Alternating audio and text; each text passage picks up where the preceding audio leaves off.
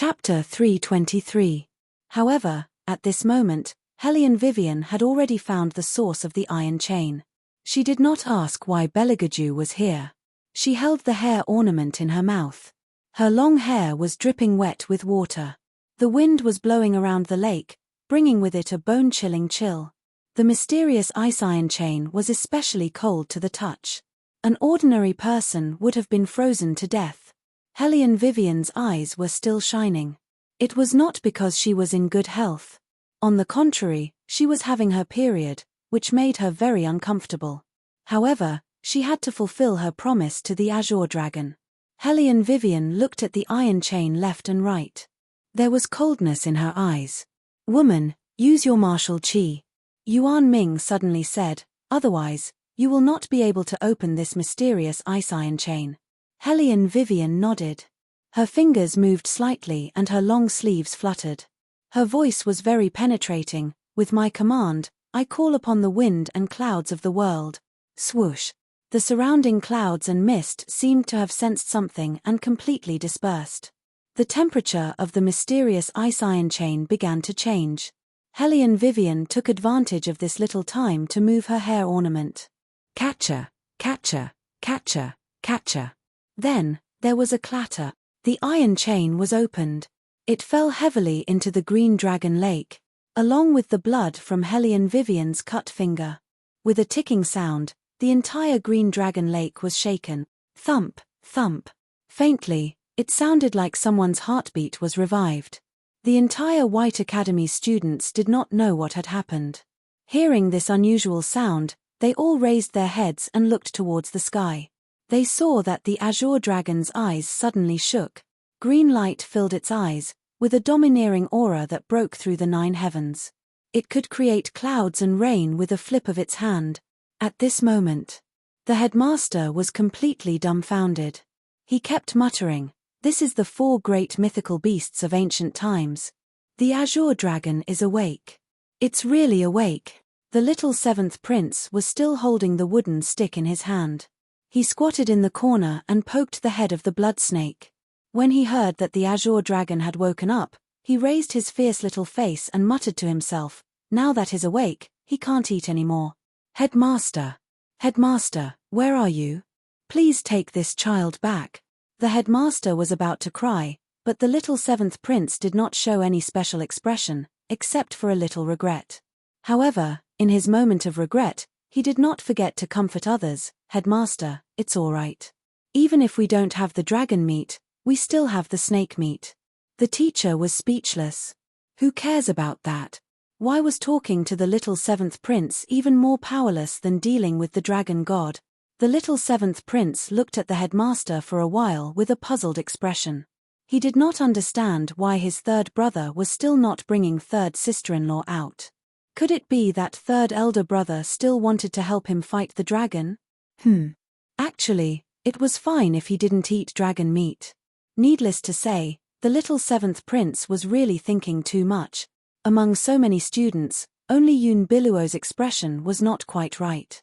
However, she could not let others notice anything wrong. Especially the left hand that she had just bitten. The headmasters were still inexperienced, so they might not be able to tell.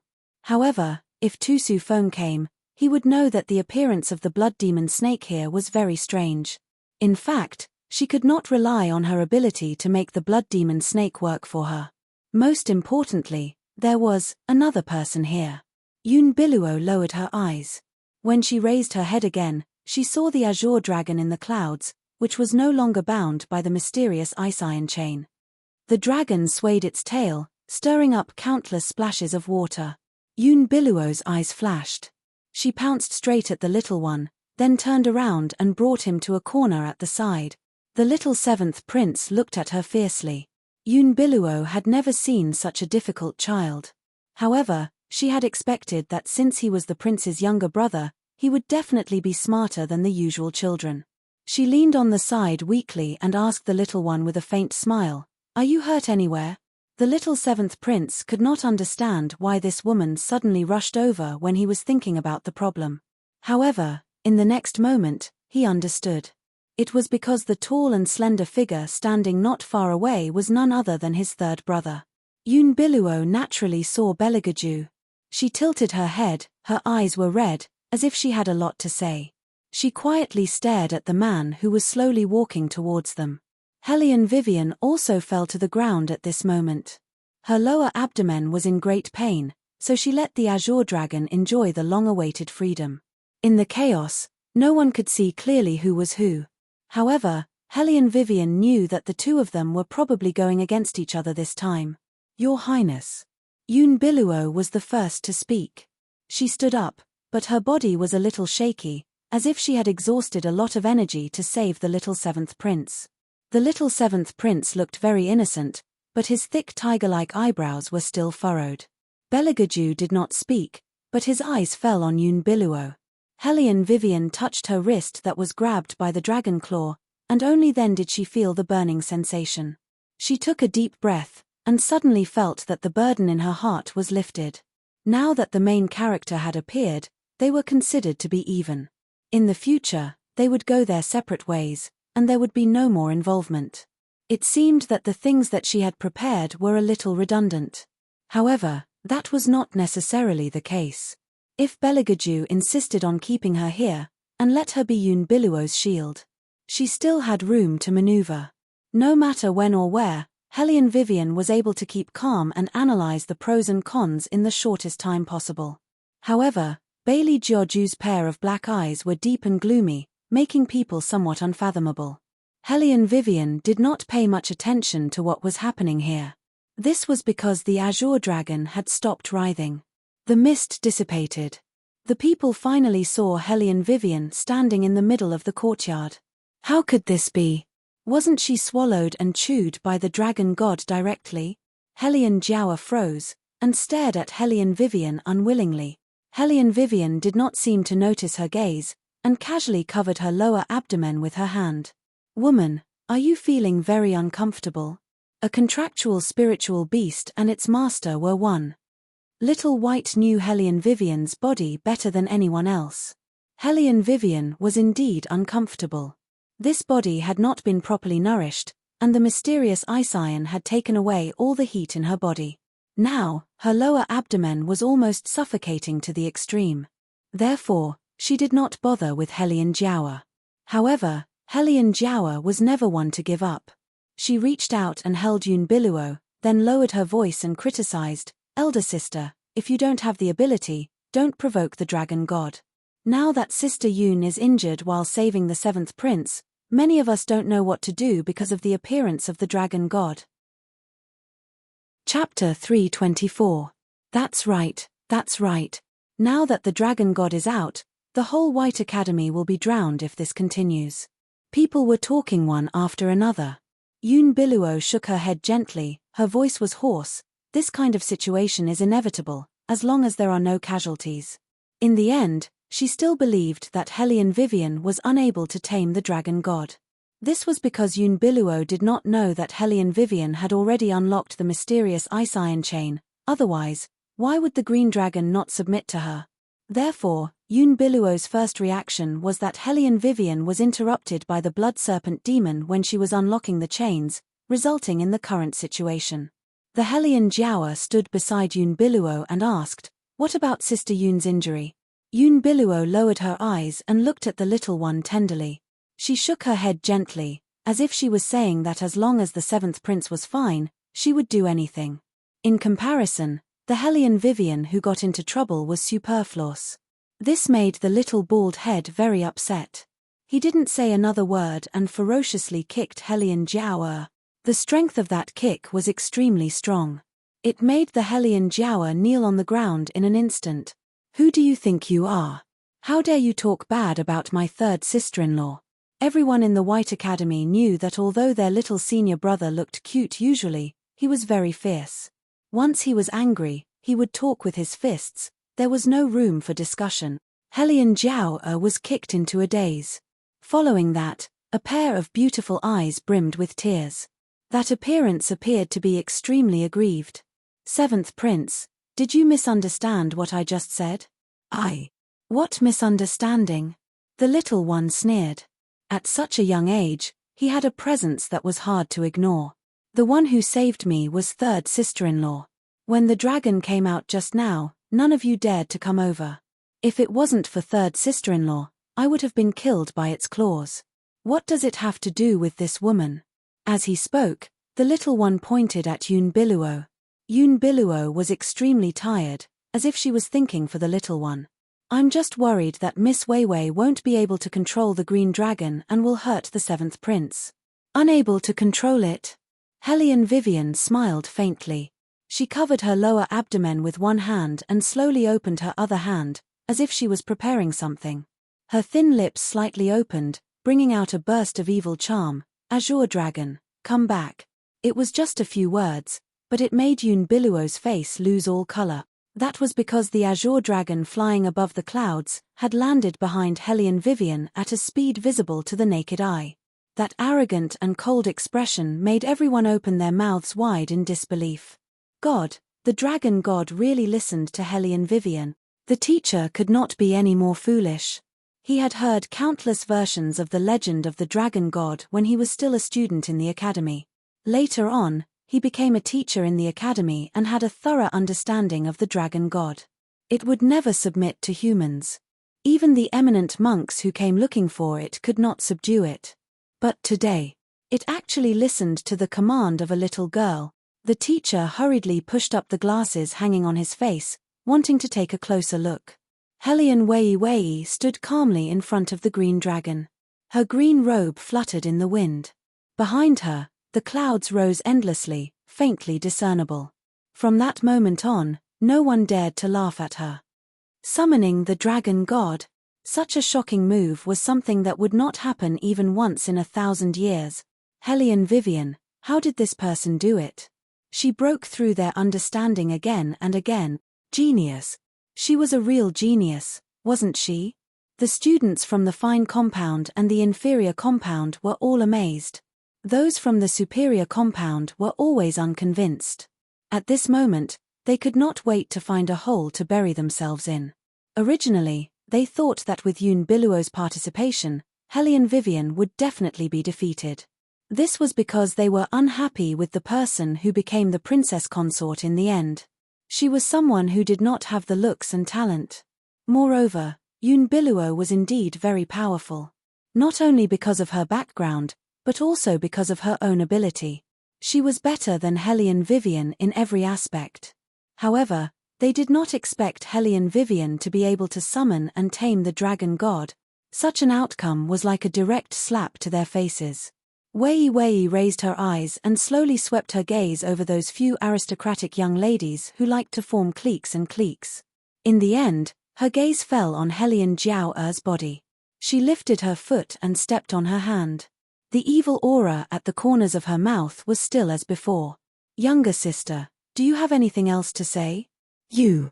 Hellion Jiao was in so much pain that she wrinkled her eyebrows. She had never been in such a difficult situation before.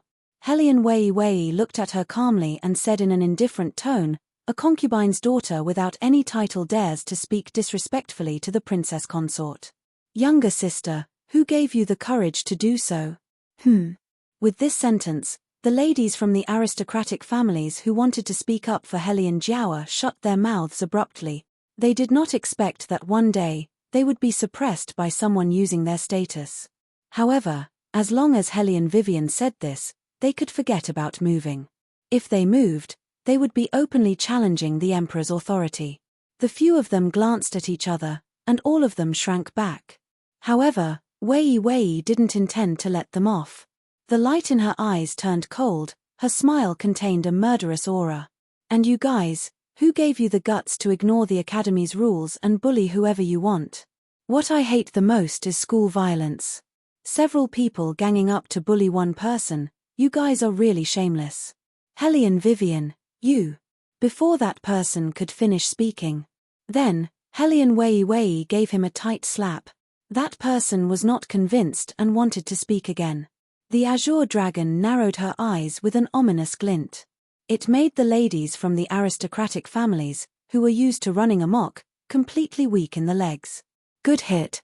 There were already people from the good compound who were cheering.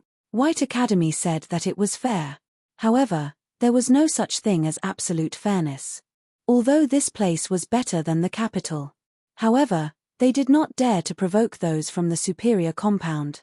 Under normal circumstances, they would try their best to listen to them. However, as long as those people did not see eye to eye, they would immediately isolate that person. They even secretly pushed the students from other academies here and there, just because they thought that the other party was not obedient enough. Under such circumstances, the teacher should have stopped them. After all, those who were beaten were from powerful families and could not be provoked. However, when these students cheered, he did not know how to deal with them. Unveils looked at this scene and felt that her face was slapped. Full of grievances, she bit her thin lips and looked at Belagaju. Chapter 325. Hellion Vivian naturally knew what Unveils wanted to do. She just wanted Bailey Georgiou to make the decision for her. Hellion Vivian smiled gently. Today, no matter who it was, as long as they spoke up for this group of people, even if it was Belagaju, she would still fight back. Thinking of this, Hellion Vivian raised her head and met Belagaju's indifferent gaze. Her heart tightened a little, but she was smiling. Especially at times like this, she could not back down. When Hellion Vivian was very young, she did a good deed. She picked up a phone and returned it, but she was locked up in the police station in Chinatown as a thief. She was later released. However, the mistress that her father married kept harping on this matter and refused to let it go. She would bring this matter up from time to time, saying that she just wanted to steal. Hellion Vivian tolerated it at that time. She would never forget what kind of feeling it was. Her heart was so empty that it was terrifying. She was injured but still punished. Because at that time, she was so insignificant that she had no right to speak. Now, she had worked so hard for so long, just so that she could one day fight against these forces. Third Prince. Let's see if he dares to speak up for Unveils. She would fight with him directly, even if he had fired Chelene behind him and was once her deskmate. No one could bully her. Hellion Wei watched as Bailey Georgiou walked towards her. Her fingers clenched tightly as the corners of her mouth curved into a smile. Her whole body began to emit martial chi, but when she saw the wound on his arm, the sharpness gradually faded. Belagaju also seemed to be angry. The coldness surging from his eyes was thicker than ever. He must have seen his sweetheart being bullied and felt indignant. Hellion Vivian lowered her eyes and smiled, but her expression was calmer than ever. Her thoughts were also very clear. She thought for a while and decided that it was better not to fight. Her chances of winning were too slim. Because he was still holding the wings of the night god that she gave him. Of all the things she had made, the wings of the night god was the one with the least flaws and the strongest attack power. If one day Hellion Vivian knew that she had to make an enemy out of this man, she should have given Yuan Ming to him, and then turned him gay. Hellion Vivian felt a bit of heartache for her martial arts. However, to be honest, Belagaju treated her differently. When she entered the academy, everyone looked down on her. Only the armaments that he thought she could make could be used. He was a little like young Master Tang back then. Hellion Vivian didn't say anything, but she still felt grateful. Plus, he had saved her so many times. Just directly terminate the contract. After Hellion Vivian made up her mind, she spoke in a voice that only the two of them could hear. Last time, I said that since someone is back, I can give up my position.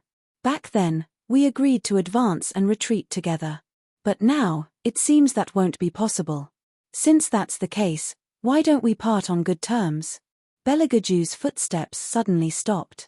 He smiled coldly. Part on good terms? Hellion Vivian made a sound of agreement. Suddenly, a loud noise came from underground. Hellion Vivian thought that something else would come out. Looking carefully, she found that the loud noise came from the man in front of her. The ground cracked open from under his feet, and the crack was so deep that she couldn't see the bottom.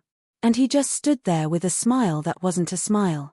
One hand was in his pocket, and the other was hanging by his side. Apart from the curve of his thin lips, even his eyes couldn't be seen. Everything was covered by his black hair. His smile was very light and very elegant. It seemed to match his usual indifferent attitude. It was just that the fingers hidden under the black gloves were a little white.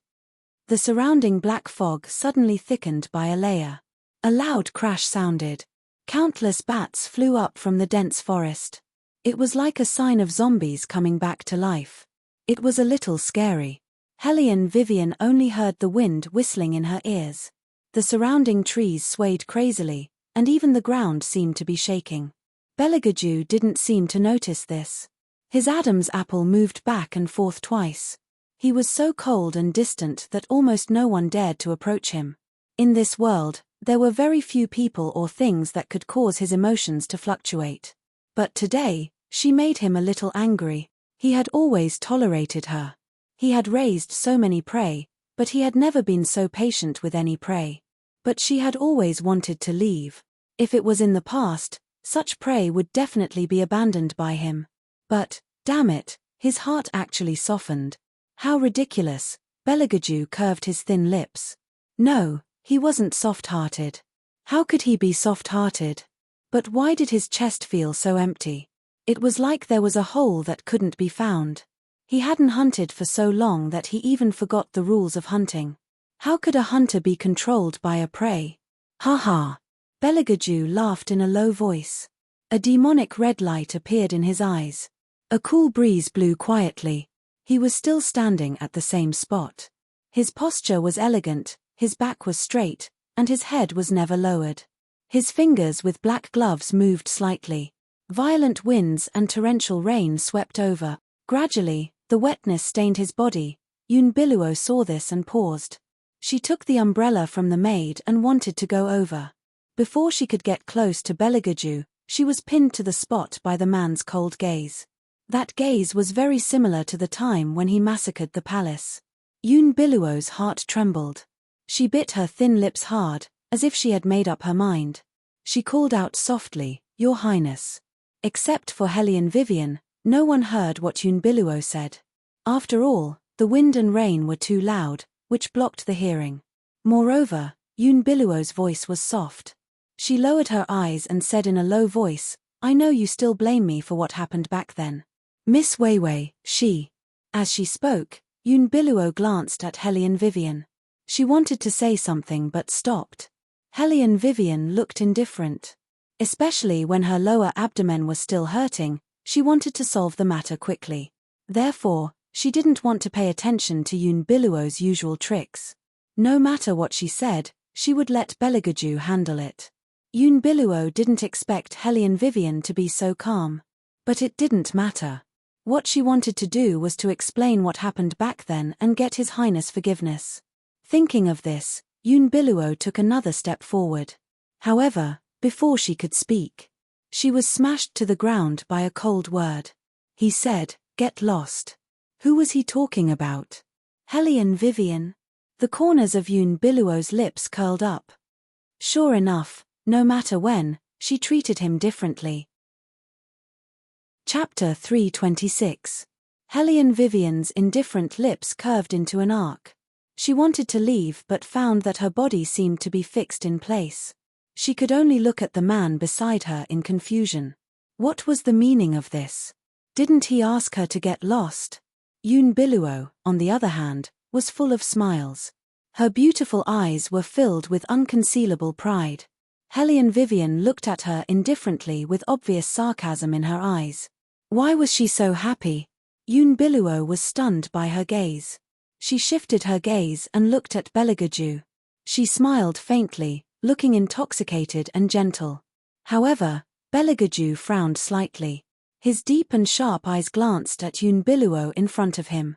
He thought for a while and opened his mouth again. His voice was deep and very pleasant, "Miss Yun." His tone was very indifferent, but it faintly revealed an aura that made people feel treacherous. Miss Yun. Unveils was stunned by this title. However, she immediately thought that His Highness probably did not want to reveal his identity. That was why he called her that. Her smile deepened. The one who said to get lost is you. It was just a few short words. His voice wasn't loud, but everyone heard it clearly in an instant. Unveils was stunned. She only felt that her brain was buzzing and she had a terrible headache. There was no emotion in that voice, as if she was just an insignificant stranger. After a while, Unveils came back to her senses. She glanced at Beligaju subconsciously.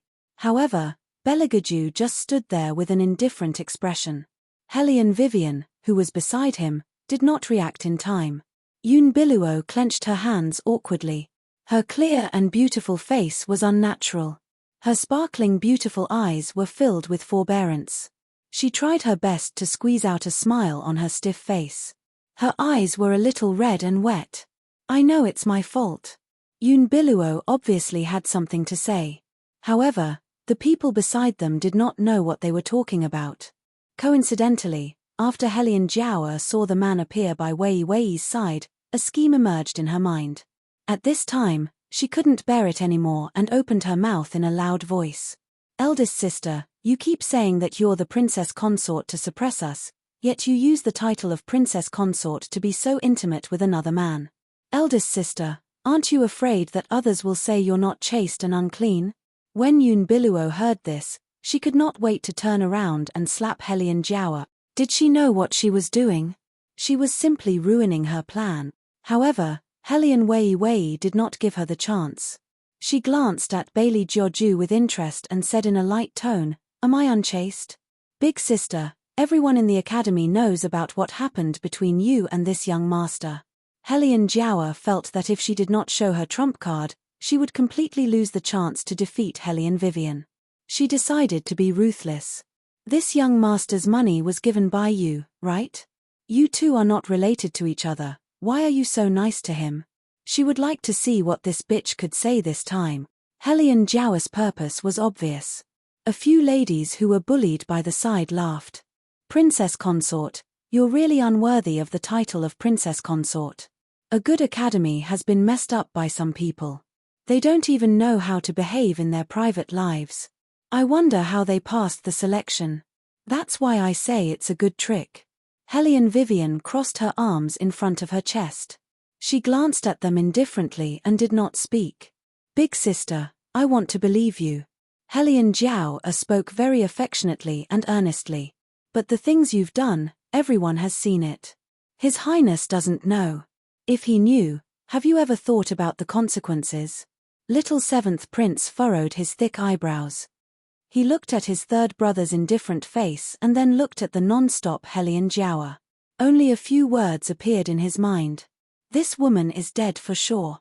As expected, Beligaju slowly opened his mouth. His low and deep voice was very magnetic.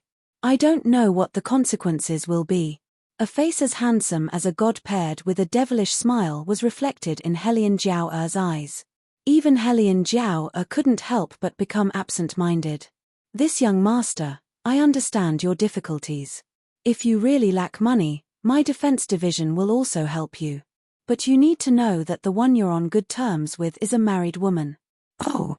Bailey Jiaoju's smiling yet not smiling face carried an extremely unfathomable mystery. So it turns out that the young ladies of the defense division's large families have always used money to send people off. Faintly sensing that something wasn't quite right, Hellion Jiao's tone of voice also followed suit and restrained itself. I'm only afraid that you'll be led astray. If young master thinks this way, then there's absolutely no need to continue discussing. I only hope that young master won't regret the words he's said now. After all, our defense division also has dignity. Using your status to suppress me? Beligaju's thin lips curled up. Then, he glanced at the little person not far away. The little person walked over with the snake's head. Then, he raised his head. Third brother. His voice was a little soft. But it was like a thunderbolt that rang in the Hellion Jiao's head. Her face turned pale in an instant. As little seventh prince called out third brother. All the students in the courtyard seemed to have their throats pinched by someone's hand. They looked at Beligaju in disbelief. Even the headmaster trembled in fear when he heard the title. A student from the inferior compound. An outsider who couldn't even afford the tuition fees. He was actually the famous third prince, the world's #1 prince. What was going on? The teacher felt a little dizzy. Some of the students felt as if their blood was boiling. Especially the students from the inferior compound, they were even more excited. No wonder their Prince Charming was so powerful. No wonder he didn't like to make friends and shocked the whole White Academy when he made a move. It turned out that their Prince Charming was not someone else, but the third prince whom they had worshipped for a long time. The group of students from the superior compound were dumbfounded. Thinking of how they had repeatedly wanted to teach him a lesson, they were so scared that they broke out in cold sweat. They even wrote him a challenge letter. Fortunately, this person had never put them in his eyes, so he didn't even bother to read their challenge letter. Or else, the more the students from the superior compound thought, the paler their faces became. Especially those young ladies, they were all in a mess. Almost all of them had laughed at the man's background because they were jealous that he was always with Hellion Vivian. He didn't even pay attention to them. But now, they only wanted to give themselves 2 slaps. Hellion Jiawa was anxious and wanted to explain. Her white and beautiful face showed urgency. Third. Royal, Chapter 327. You want to use your identity to oppress me, I heard it very clearly. Belegaju's cold tone carried an irresistible aura. Besides, who are you calling unchaste? When the man said this, he raised his long and narrow eyes with a chill. This made Hellion Jiao's entire body stiffen. She had never seen Third Prince's appearance after he grew up. When she was in the palace, she only saw his back and was doomed eternally. Now, she finally saw his real face. Hellion Jiao did not even dare to look at him. She kept glancing at Yun Biluo, who was standing beside her, hoping that she would plead for her. Mother said that if it was Yun Biluo who said it, the royal would definitely listen. Hellion Jiao, who thought that she held the death exemption card, did not know that Belegaju had just asked Yun Biluo to get lost. Murong Changfeng, who came from afar, saw this scene and the corner of his mouth faintly curled up. Although this sudden revelation of his identity caught him off guard, he was still a little unprepared. But this way, it was not completely without benefits. Father arranged for Yun Biluo to enter the White Academy so that she could meet Belegaju earlier. He thought that if he sent the news to the palace, the retired emperor might find out soon. Now, he did not have to worry. Who would have thought that Belegaju was in the White Academy? This was for the best. It could also make Hellion Wei realize that to that man, she was just a chess piece that could be thrown away at any time. I'm asking you a question, why do you keep looking at others? Belegaju's voice sounded again. Hellion Jiao braced herself and said, I didn't understand the situation and misunderstood Big Sister. I just thought that Your Highness and Sister Yun must have something to talk about after not seeing each other for so many years. Didn't Big Sister tell Your Highness about Sister Yun's return?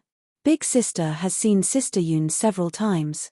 Hellion Jiao thought that if she changed the topic, she would be able to escape this disaster. Belegaju did not let her down. He glanced at the Shadow Guard with a faint smile. For some reason, the Shadow Guard felt a chill down his spine when he saw that glance. Belegaju seemed to be absent-minded as he asked Hellion Vivian, have you met before? Yes. Hellion Vivian felt that there was no need to hide this, but she could not figure out what Belegaju was thinking. Hellion Jiao looked at this scene, the light in her eyes turned slightly, and she added, it's probably because eldest sister felt that if His Highness knew that Sister Yun had returned, he would be distracted, so she didn't tell His Highness. Otherwise, she wouldn't have competed with Sister Yun in the tea house last time. Belegaju turned his face and revealed an evil smile. You even competed with her. It seems like she came to the White Academy a long time ago. Sister Yun did come a long time ago. Hellion Jiao felt that the earlier she said it, the more scheming Hellion Vivian seemed. Yun Biluo listened to their conversation and was more certain that His Highness asked her to leave because he was still brooding over the past. In fact, he was very concerned about when she came back. Otherwise, he would not have said so much to Hellion Jiao. Yun Biluo could not help but feel wronged when she thought about what happened just now. She looked at Belegaju with tears in her eyes. Everyone said that the royal family was the most patient with Yun Biluo, especially when she cried. However, no one had verified it. In fact, Belegaju's eyes were gradually showing a thin layer of hostility. His slender fingers played with the pinky ring on his palm and he said in a low voice, "No one informed me that you've been here for so long. I missed the opportunity to listen to your song." Unveils heard this and her face softened. She smiled through her tears. "Now that I'm back, I can play it for you anytime." "Really?" Beligaju looked up and smiled suddenly.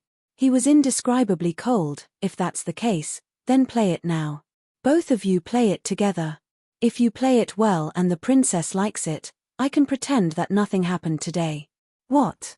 Helian Jiawa did not expect Beligaju to say that. The smile on her face froze again. Unveils' face was completely drained of blood. "Your Highness."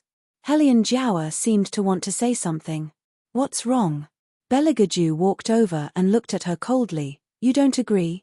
Then I'll add 1,000,000 taels of gold, as long as the princess is satisfied." He still had that unique smile on his face. It was so cold that it made one's scalp numb. There was a commotion among the students. They looked at Helian Jiawa and Unveils as if they were looking at performers in the dark alleys. That was exactly what the third prince was trying to say. Unveils' fingers that were holding the handkerchief tightened silently. Her pale face seemed to have exhausted all her strength.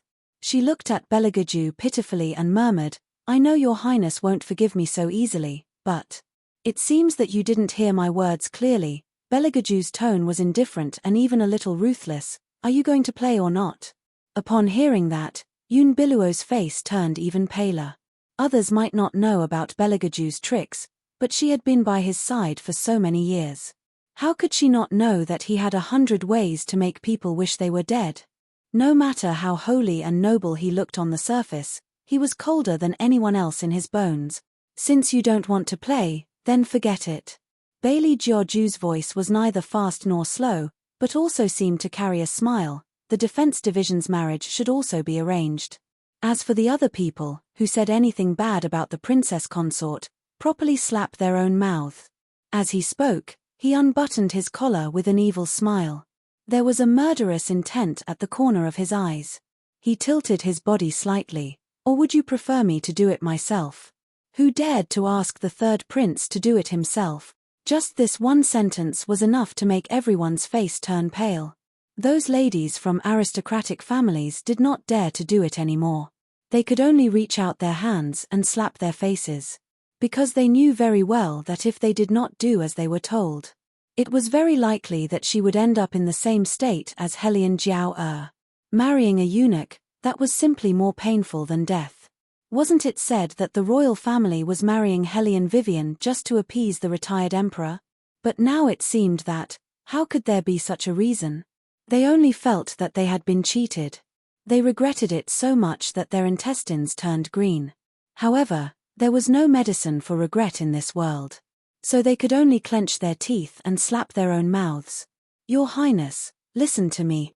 Helian Jiawa was even more flustered. She wanted to grab Beligaju's sleeve. However, Bailey Georgiou did not even look at her. He turned to the little seventh prince and instructed, "Send her back to the general's residence.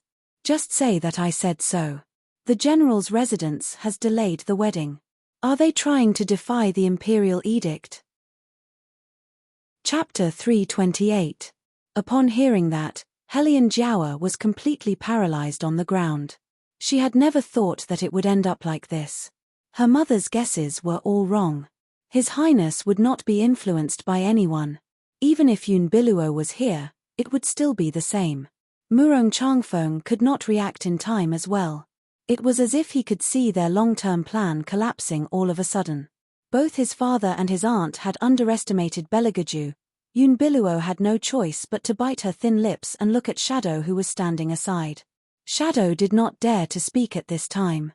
But even if he did not speak, Beligaju did not intend to let him go easily. He reached out his hand and patted his face gently. His devilish face was extremely handsome. "Shadow, how many years have you been with me? I gave you the task and you fooled me like this. What did I say? You have to tell me immediately if anyone goes to the princess. Why is it an exception this time? It seems that I did not use the right means." Upon hearing that, Shadow's face turned extremely pale. "Your Highness, please listen to me. I didn't know that Miss Yoon went to the princess. Then what do you know? All of a sudden, Bailey Jiaoju grabbed his throat. That kind of strength and coldness shocked all the shadow guards. Shadow was in great pain, but he knew that this time he thought too highly of himself. Your Highness, it's my fault. Shadow. Bailey Jiaoju retracted his hand and said in an indifferent tone, I'll give you one last chance to settle this matter properly. Otherwise, everyone will stay underground and never come out again in this lifetime. As soon as the words left his mouth, not only the shadow guards, but also the faces of those death attendants changed. One after another, they lowered their heads and no longer dared to show any disrespect to Wei Wei. However, at this time, Yun Biluo saw Beligaju walking past her indifferently and suddenly panicked. Your Highness, if you don't want me to disturb Miss Wei Wei, I won't bother her in the future. If I knew that knowing her would make you so unhappy, I would never do it. As Yun Biluo spoke, she reached out and grabbed Bailey Jiaoju's sleeves in a panic. Her beautiful eyes could not help but sparkle, revealing a touch of vulnerability and grievance that could not be concealed. Beligaju stopped and looked up at her. He said indifferently, then disappear completely. Don't play tricks in front of me. Upon hearing this, Yun Biluo's face turned even paler. Although she spoke in such a light tone, she could not withstand the icy glare he gave her. She explained in a daze, I just want to see. However, Bailey Jiaoju didn't have the intention to talk to her again.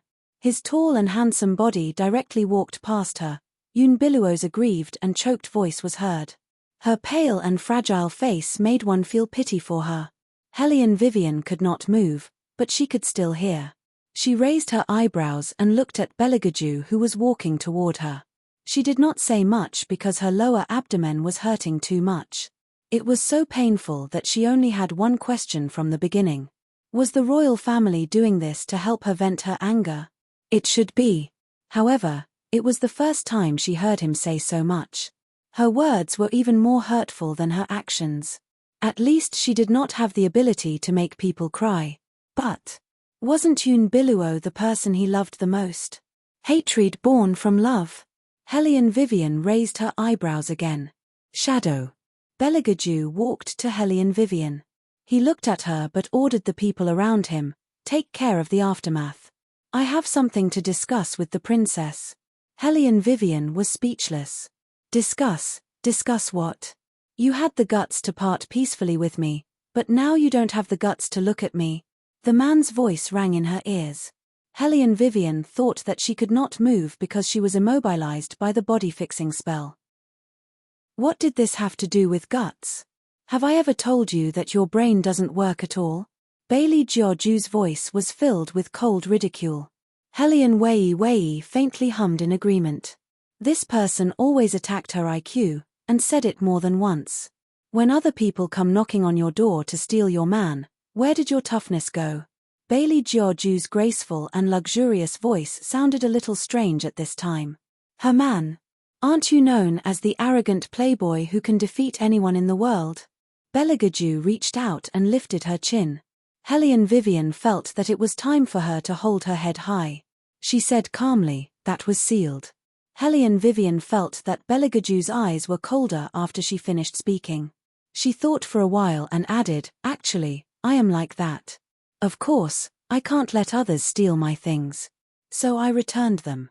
Miss Yoon didn't get any advantage from me. Anyway, she knew how to be lenient if she was honest.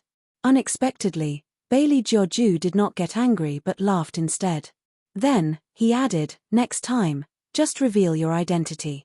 Remember, you're the one who's going to be the third princess consort, not anyone here. As he said, he glanced at the crowd. Just a moment ago, everyone had witnessed the legendary third prince's methods. At this moment, no one dared to show their face. And Ying stayed behind to deal with the aftermath. Everyone was behaving abnormally. Qing Zhon stood at the side. She felt that there was nothing but surprise in her heart. This was the first time that she saw His Highness speaking for someone in public. Moreover, it seemed that he was here to help the princess consort.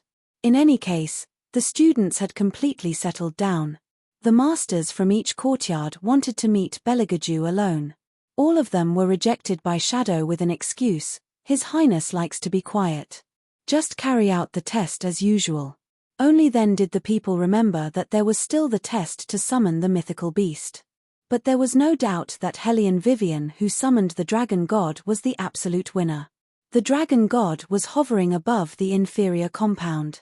There was a deep meaning in its eyes. It didn't know why, but it felt that the man in the house was strangely familiar to it. It was very concerned about this sense of familiarity. However, it knew that if it continued to hover, it would bring inconvenience to Hellion Vivian. So, it decided to go to the bottom of the lake first and wait until there were fewer people. After being restrained for so long, it also needed to recover its magical power. In the room, Hellion Vivian was holding the quilt with sweat on her forehead. She looked up at Beligaju, who trapped her in the corner. She didn't understand what he meant. "Tell me, why do you want to terminate the contract?" Beligaju's voice was very calm. There was a hint of sarcasm in his cold tone. "You should have a reason to leave me." Chapter 329. Hellion Vivian glanced at her left hand that was held by him. "If my reason is good, will you unlock it? You really have the idea of leaving me?" Bailey Jiaoju's slightly narrowed eyes suddenly sank. The depths of his eyes congealed with deepness. Looking at him made Wei Wei feel somewhat faintly uneasy. She couldn't help but look away. "Look at me, tell me, what are you thinking?" There was a hint of suppressed displeasure in his low voice, and the big hand around her waist tightened. That kind of strength made Hellion Vivian feel a slight pain in her waist. She could not help but frown, but her tone was indifferent. "I do have such thoughts. I don't know if you signed the contract purely to appease the retired emperor or to push me out to be Yunbiluo's shield. If it's the former, I can understand. But if it's the latter, I have to consider my own future and give myself a way out.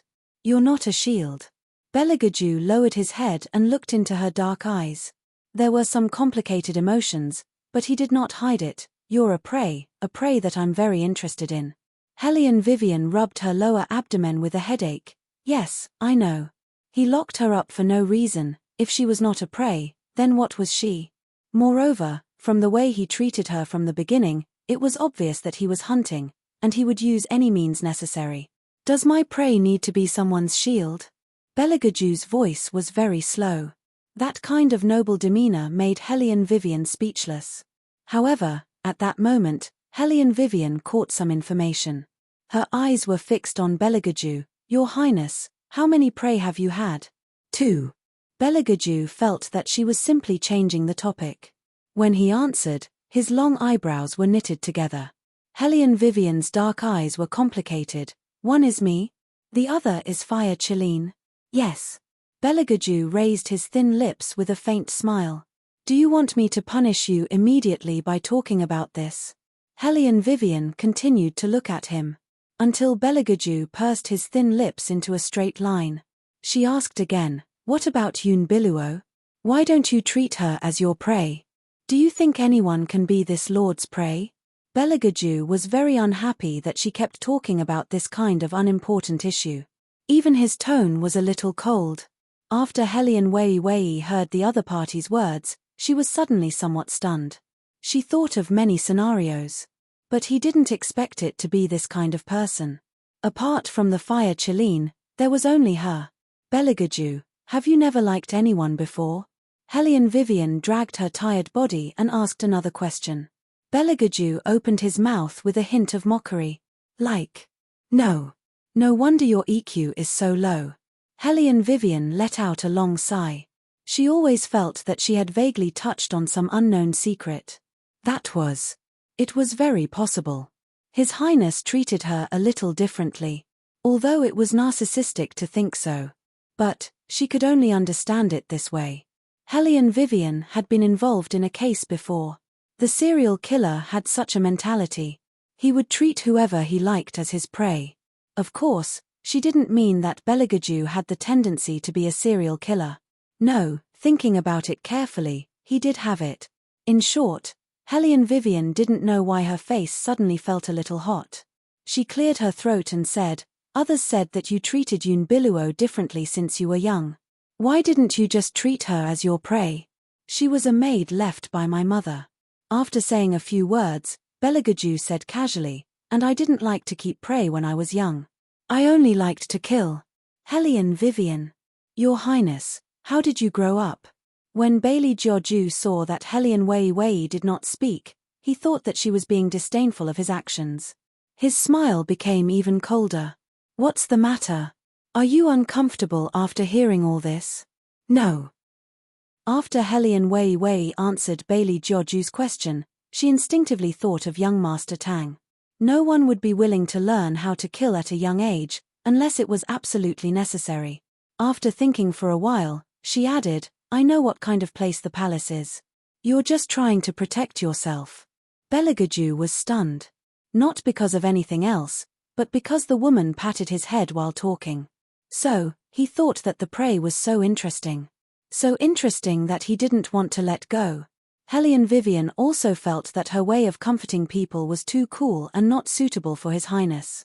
But anyway, she had already moved, so she couldn't take back her hand. It was just that her stomach was too painful, and her face was a little pale.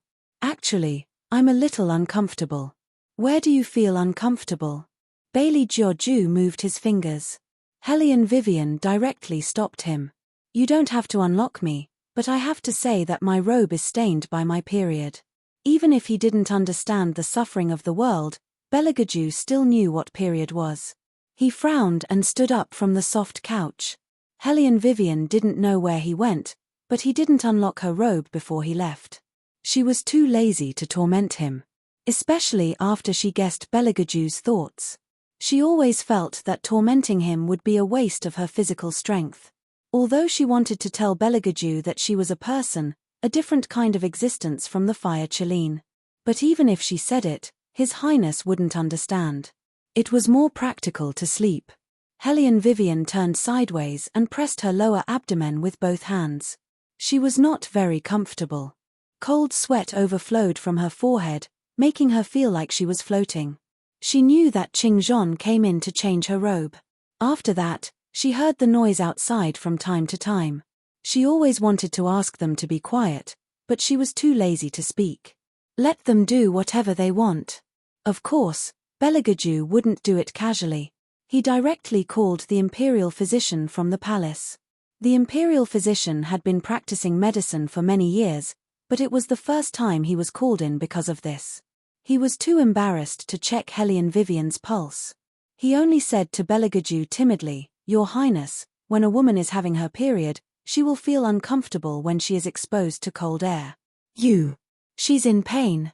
Belagaju coldly interrupted the imperial physician. The imperial physician's scalp was numb from his long and narrow eyes. He reached out and wiped his forehead. This will indeed cause a woman to suffer more. Is there any way to solve this? Belagaju's long eyebrows were tighter, bringing out a strong sense of oppression. The imperial physician thought for a while, boil some ginger sugar water for this lady. Maybe she will feel better. Maybe. It was obvious that Belagaju was not satisfied with such an answer. Give her some prescription that will cure her immediately. Prescription that will cure her immediately? The imperial physician was in a dilemma. Your Highness, there is really no way to cure this kind of pain. There was no record of any medicine that could cure menstrual cramps immediately. Chapter 330. Belagaju looked at the imperial physician who was standing next to him without moving. In the end, he only threw 2 words at him, quack. Quack, quack. He had been practicing medicine for more than 10 years. When he was by the Emperor Emeritus' side, he had won a lot of prestige. Now, he was being called a quack because of menstrual cramps. The imperial physician felt very wronged and began to look up at the ceiling with tears streaming down his face. Belagaju lowered his eyes and no one knew what he was thinking. In the end, he frowned and began to order the imperial physician, You, go and buy some ginger. The imperial physician exclaimed in surprise. Belagaju raised his eyebrows, Don't you want to drink ginger sugar water? The imperial physician was irritated by the way he looked at him as if he was looking at an idiot. Since he thought that he was a quack, why did he still use his method? Although he was shouting, the imperial physician still bought what he needed to buy. He resigned himself to his fate and boiled the sugar water. Belagaju sat next to the soft bed and seemed to have thought of something. He threw the outer garment he wore today to Anying. Burn it. Yes. Now, Anying did not dare to ask why, even if this outer garment was newly made today and the fabric was the most expensive silk from Suzhou. Since His Highness found it dirty, he could only take it and burn it. Hellion Vivian was still sleeping. Her slightly wet black hair hit her small face. She looked like a trapped little beast. Even her claws were soft. Belagaju originally thought that he would like to see her like this. After all, this was the only way she could be peaceful. Now, he felt that it was an eyesore. His fingers held her wrist and softly drooped down. For some reason, he felt that it was not pleasing to the eye. When the imperial physician arrived, he saw this scene and was hesitating whether to bring the sugar water over. Bailey Jiaoju opened his mouth, his clear and cold voice carried his usual command, "Put the bowl there." Yes. The imperial physician knew that at this time, he would not be tactful if he stayed. After putting the bowl down, he lowered his head and walked out. Belagaju picked up the porcelain bowl. Without thinking, he drank a mouthful of the sweet water. Then, he leaned over and pressed his thin lips against her pale lips, passing the sweet water to her. Qing Zhon was still serving by the side. When she saw this scene, her hands and feet stiffened as she retreated. Hellion Vivian was in a daze, but she felt very comfortable with the strength of the big hands on her waist. Coupled with the familiar smell of sandalwood around her, she fell into a deeper sleep. Belagaju hugged Hellion Vivian in his arms. His long legs were slightly crossed, and his robe was scattered. That posture looked very handsome. No matter what, don't even think of leaving this palace. After a long time, he finally faintly said this sentence. Suddenly, he hugged Hellion Wei tightly and absorbed her thin body temperature. His eyes, which held power over the world, carried a rare sense of desolation. Night fell bit by bit. The wind was blowing on all sides of the mountain peak, bringing with it a bone-piercing chill. At this time, there was no sound in the surroundings of the defense general's residence. Except for Hellion Jiao's defeated cry, "Mother, what should I do? This time, I have nothing. Marrying Huayan, that eunuch, I'd rather die." But what could she do? It was fine if the order was given by the royal family. Since Hellion Jiao came back, the Huai family blocked the entrance of the defense general's residence, saying that they wanted to marry the bride. Being forced to this point, Hellion Jiao could only marry over to shut the mouths of the people. There was no other way. Madame Su gritted her teeth. She hated Hellion Vivian to the extreme, but she could not think of anything.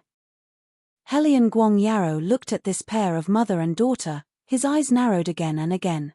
Originally, he didn't want to get involved in this matter, but now that he didn't, his beloved daughter would really be ruined. This was not the main reason. All along, Hellion Guangyaro had hoped that Hellion Jiao could marry into a good family, so he took care of her since she was young. Now, all of it was ruined. If he did not take action, that girl might really ride on his head. This was something that Hellion Guangyaro could not tolerate. He pondered for a long time, and said in a heavy tone, "Jiao is the reincarnation of the Phoenix girl. Whether she marries well will also affect the 4 great families. Madam, send someone to the sacrificial spiritual hall now and let the elders come forward to persuade the Huai family. As long as the Huai family takes the initiative to break off the engagement, I, Hellion Guangyaro, will give them satisfactory compensation." "You mean to let the Huai family break off the engagement?" Madame Su was stunned. "But in this way, won't our family's Jiao become a girl whose engagement is broken off?" Hellion Guangyaro glanced at her. "This is the only thing we can do now. Breaking off the engagement is better than marrying into the Huai family. What's more, even if the engagement was broken off, there's still a dozen or so days before I can truly control the entire Hellion clan. Jiao is my, Hellion Guangyaro's, daughter, and with the support of the 4 great clans, who wouldn't want to marry her in the future?" Su Yangmo thought about it and immediately called someone over, carefully exhorting a few words, then said, "Old master, I really don't understand why Wei is always against our Jiao, causing her to be so terrible every time. As her mother, I feel angry and indignant in my heart, but I can't do anything to her. Old Master once said that we must keep her alive. After all, even a vicious tiger will not eat its cubs. But I see Wei Wei's attitude. She hates us to the extreme, and wants to make us unhappy everywhere. I heard from my brother, not only has Jiawa become like this, even the Su family's business in Jiangnan has been ruined by that girl. Old Master, you can't let her go like this anymore. Yes, Father, you can't indulge her like this anymore. Helian Jiawa cried pitifully. It's not enough for her to hurt third sister, she also wants to hurt me. All day long, she thinks about how badly you treat her, but she doesn't think that if it wasn't for Father, she would have starved to death on the side of the road.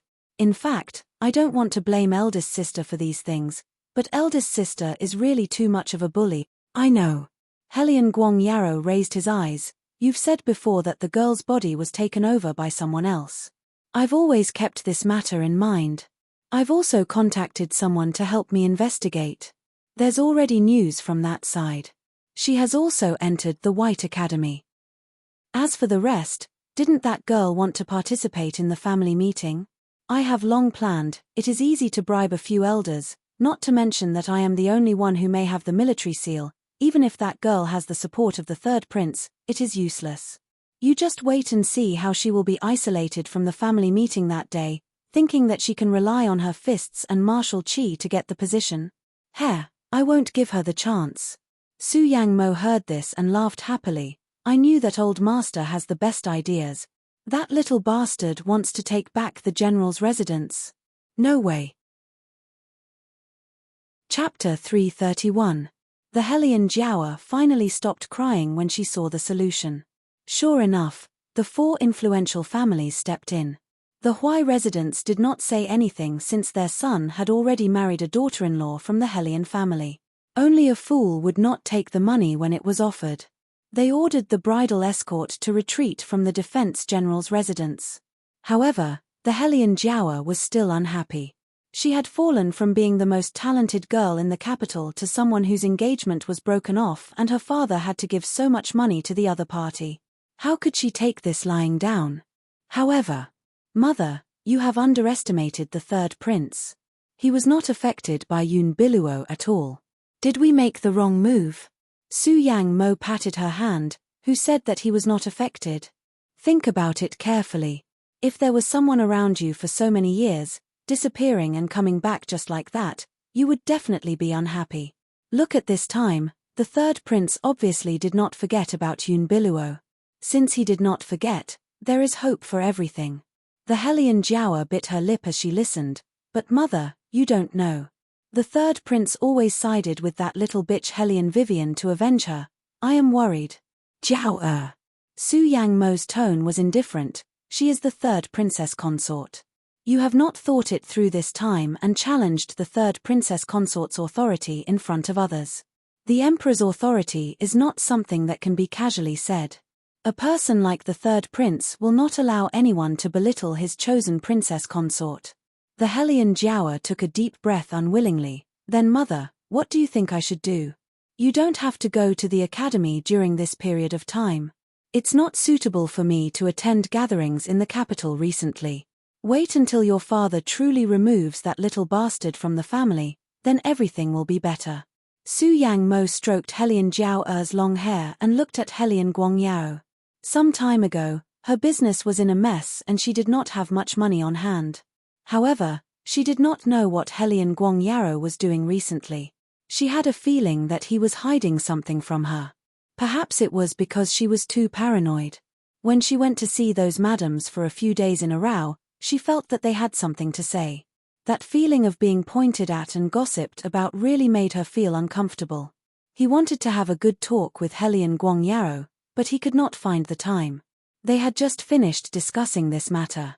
Then, someone whispered something in Helian Guangyao's ear. Helian Guangyao stood up and said to the Helian Jiawa and Su Yang Mo, I still have matters to attend to in the imperial court, I'll take my leave first. Su Yang Mo hurriedly escorted him out. The steward followed beside Helian Guangyao. Seeing that they could no longer see the entrance of the general's residence, he blurted out his worries. Old Master, Miss Lianer's injury should be fine.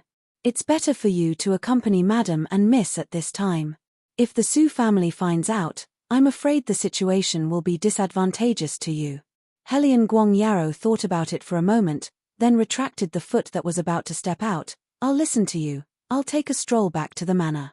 Yes. The two of them really did take a stroll. When Helian Guang Yarrow returned, Su Yang Mo was still awake. She was pleasantly surprised to see him and wanted to talk to him. However, Helian Guang Yarrow looked very tired, so Su Yang Mo could only give up. Thinking that she would be able to deal with Helian Vivian soon, she felt a burst of joy in her heart and closed her eyes not long after. However, what she did not know was that Helian Guang Yarrow was not asleep. Instead, he was full of thoughts, but those thoughts were not in her heart at all. The night deepened a little. When Beligaju woke up, Helian Vivian seemed to be much more comfortable. Her face was also rosy. He reached out his hand, intending to poke Helian Vivian's face. He did not expect that someone would not know peace in her sleep and would grab his finger and put it in her mouth like food. Helian Vivian's bite did not hurt. Her long eyelashes were half-curved, and the tip of her small tongue slid across Beligaju's finger, still warm. Beligaju only felt a strange sensation from his fingertips to his lower abdomen, faintly tickling. His eyes suddenly darkened, and without the slightest hesitation, he leaned over and kissed her neck. Probably because this area was more sensitive, Helian Vivian instantly tensed up, her fingers grasping Beligaju's clothes tightly. The two of them were very close to each other. Beligaju reached out and pressed the back of her head, inserting his fingers into Helian Vivian's hair, gently stroking it, watching the other's soft hair slide down between his fingers like flowing water. His mind was completely immersed in it. The gentle pressure on her scalp made the sleeping Helian Wei feel exceptionally comfortable. She let out a long sigh. Her hoarse voice made the itch in the bottom of Bailey Jiaoju's heart even stronger. He squinted and suddenly stood up, striding to the side of the copper basin, sprinkling cold water on his face. He looked at the unfamiliar self in the copper mirror, his long eyebrows slightly furrowed. But compared to this, he could feel his heart beating so violently, almost breaking through the thin layer of flesh on his chest. What kind of feeling was this? Damn it! Beligaju glanced at his own legs, looking at the unfamiliar self in the mirror. It was obvious that he needed to calm down. Since he could not play with his prey, then he could only kill. Beligaju retracted his gaze from the copper mirror, then strolled out. The number of shadow guards was 3 times more than usual. His Highness chose to reveal his identity, which meant that the White Academy would not be peaceful in the future. After retired Emperor found out, he also couldn't do anything to him. However, he wasn't completely worried that those people from the 4 great clans would harm Bailey Jiaoju. He was afraid that Bailey Jiaoju would be angered and accidentally fall into the devil's path. Shadow knew the retired emperor's thoughts, so there were some things that he did not want his Highness to do personally under normal circumstances. However, he knew that his Highness was really angry today. From his reaction during the day, Shadow knew that there would be a follow-up to this matter. Call by my over. Beligaju stood under the sparse shadows of the trees, casually turning the ring on his finger. Shadow paused, and without any hesitation, he went to find Bai Mai. Beligaju sat on the rattan chair, holding his chin with one hand, casually flipping through the scroll in his hand. Do you want to know where Heizhu went? Bai Mai did not understand why His Highness suddenly mentioned Heizhu, but she felt that the atmosphere was a little wrong, and her whole body was a little cold. Beligaju turned another page of the scroll and said, "Show her the thing." Bai Mai heard this, turned around and saw Heizhu's pale face. She suddenly panicked, and with a bang, she knelt on the ground. Chapter 332. Your Highness, Bai Mai wanted to explain. Bailey Jiaoju coldly glanced at her and said, "You good sisters have just met. Why are you still so nervous?" As a death attendant, she was not afraid of death, but she was afraid of Beligaju at this moment. She was a little regretting that she acted on her own accord before. "I have overestimated your IQ." Bailey Jiaoju looked at her with a slight smile, but his smile did not reach his eyes. "She is my prey. Usually, I can't bear to let her get hurt, but you guys are good, making her think about how to leave me." After hearing this, Bai Mai's breath froze, and she tried to explain, I thought Sister Yoon was the one who..." Bang!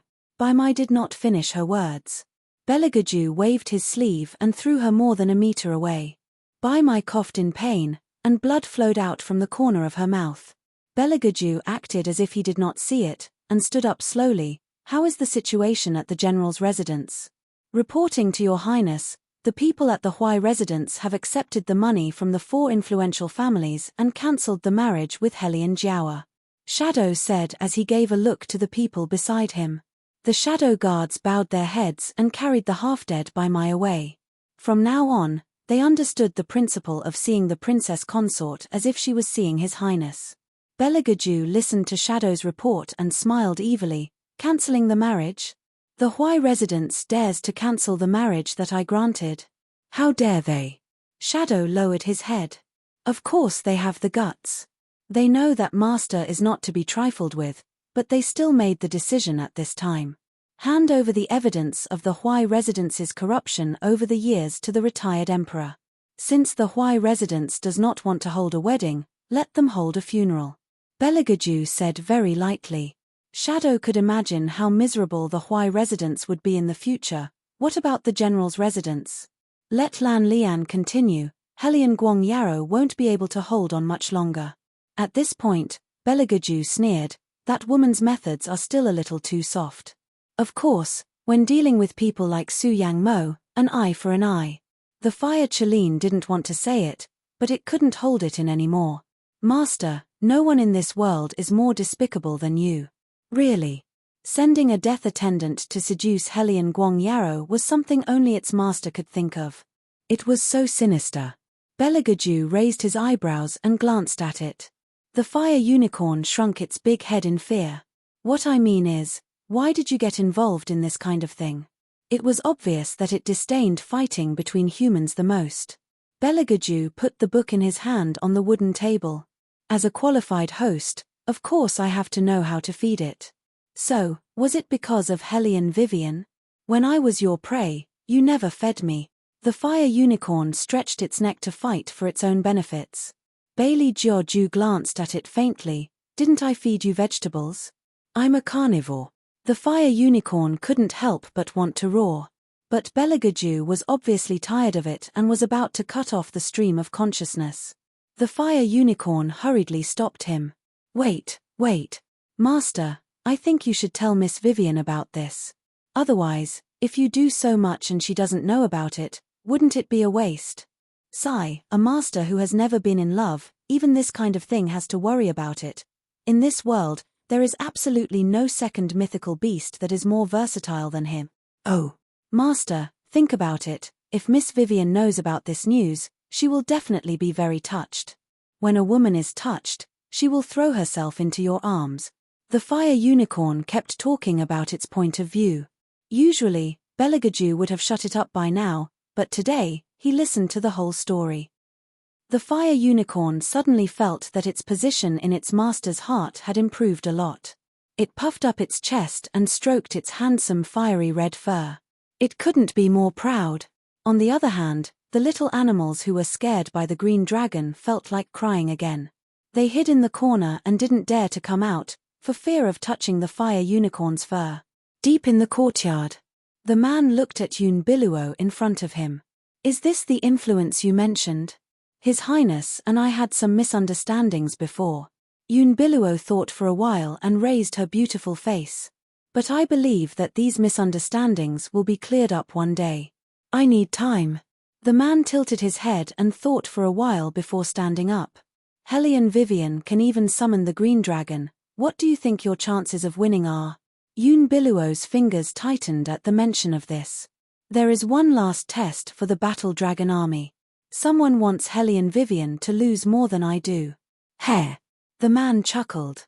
These tricks again. All right, you can leave now. Yun Biluo retreated sideways. She controlled herself for a long time and didn't look for Belagaju. She told herself that if this was the price she had to pay for her betrayal, she would do anything as long as it could appease His Highness. However, what bothered her was that she couldn't even get in touch with Bai Mai. Yun Biluo narrowed her eyes and walked forward. The demon-transforming beast was hiding in the corner and looking at her with one of its red eyes. After Yun Biluo left, It appeared in front of the man. "Master, we sacrificed the blood snake beast because of her. It's not worth it." The man's fingers paused. He didn't look happy at all. The demon-transforming beast knew that it shouldn't say this, but it said, "I've never seen a human like Beligaju." But if it wasn't for the fire unicorn, he wouldn't have noticed the blood snake beast. But somehow, the fire unicorn was crazy enough to be his divine beast. It's hard for the bone-eroding beast and the rest to show themselves. I'm afraid that the fire unicorn would notice them and ruin Master's plan. Then I'll possess the human body. The man retracted his gaze. The wills of the elders of the 4 great clans are about to be worn down.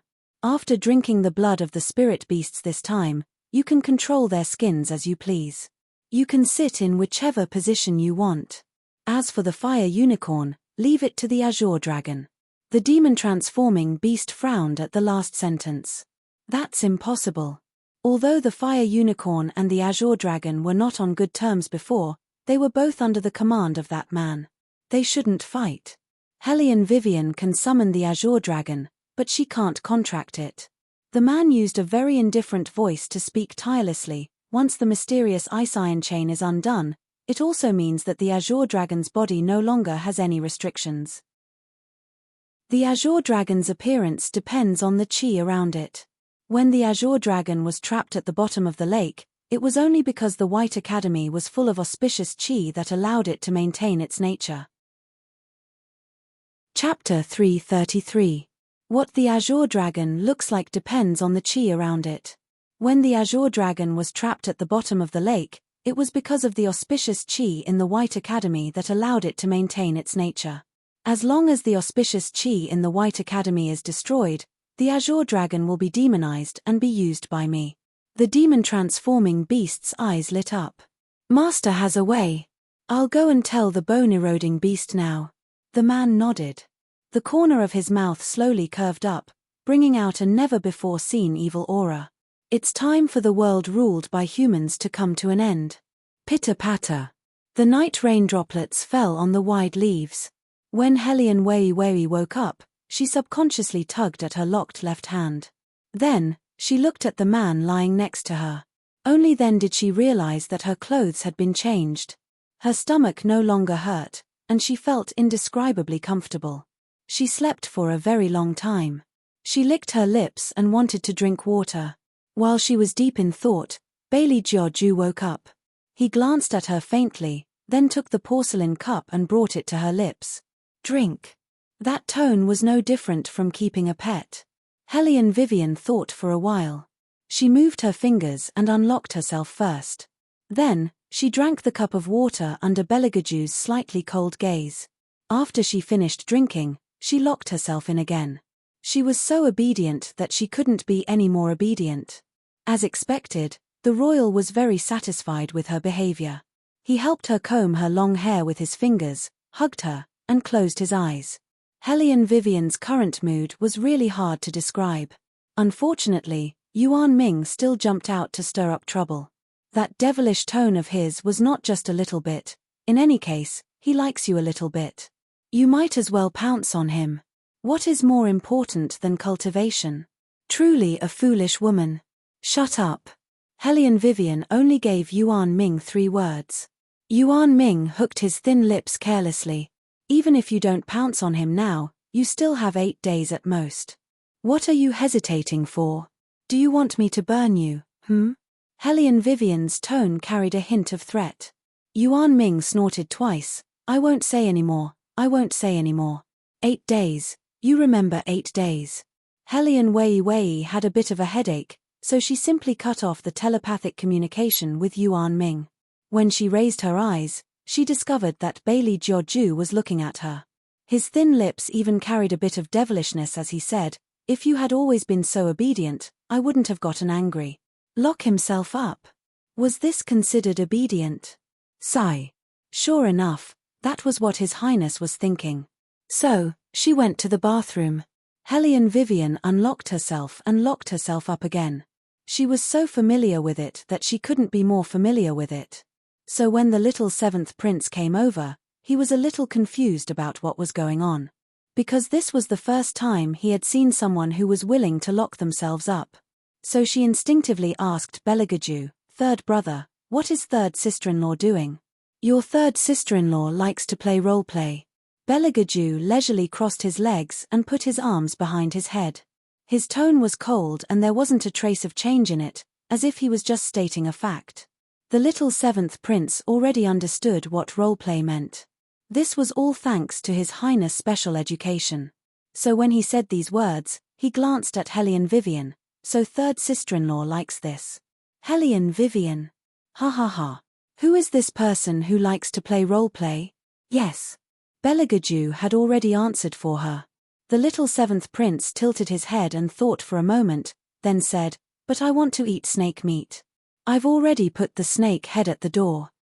"Third sister-in-law, don't you know how to cook? Let third sister-in-law roast it for me. Do you think your third sister-in-law is a chef?"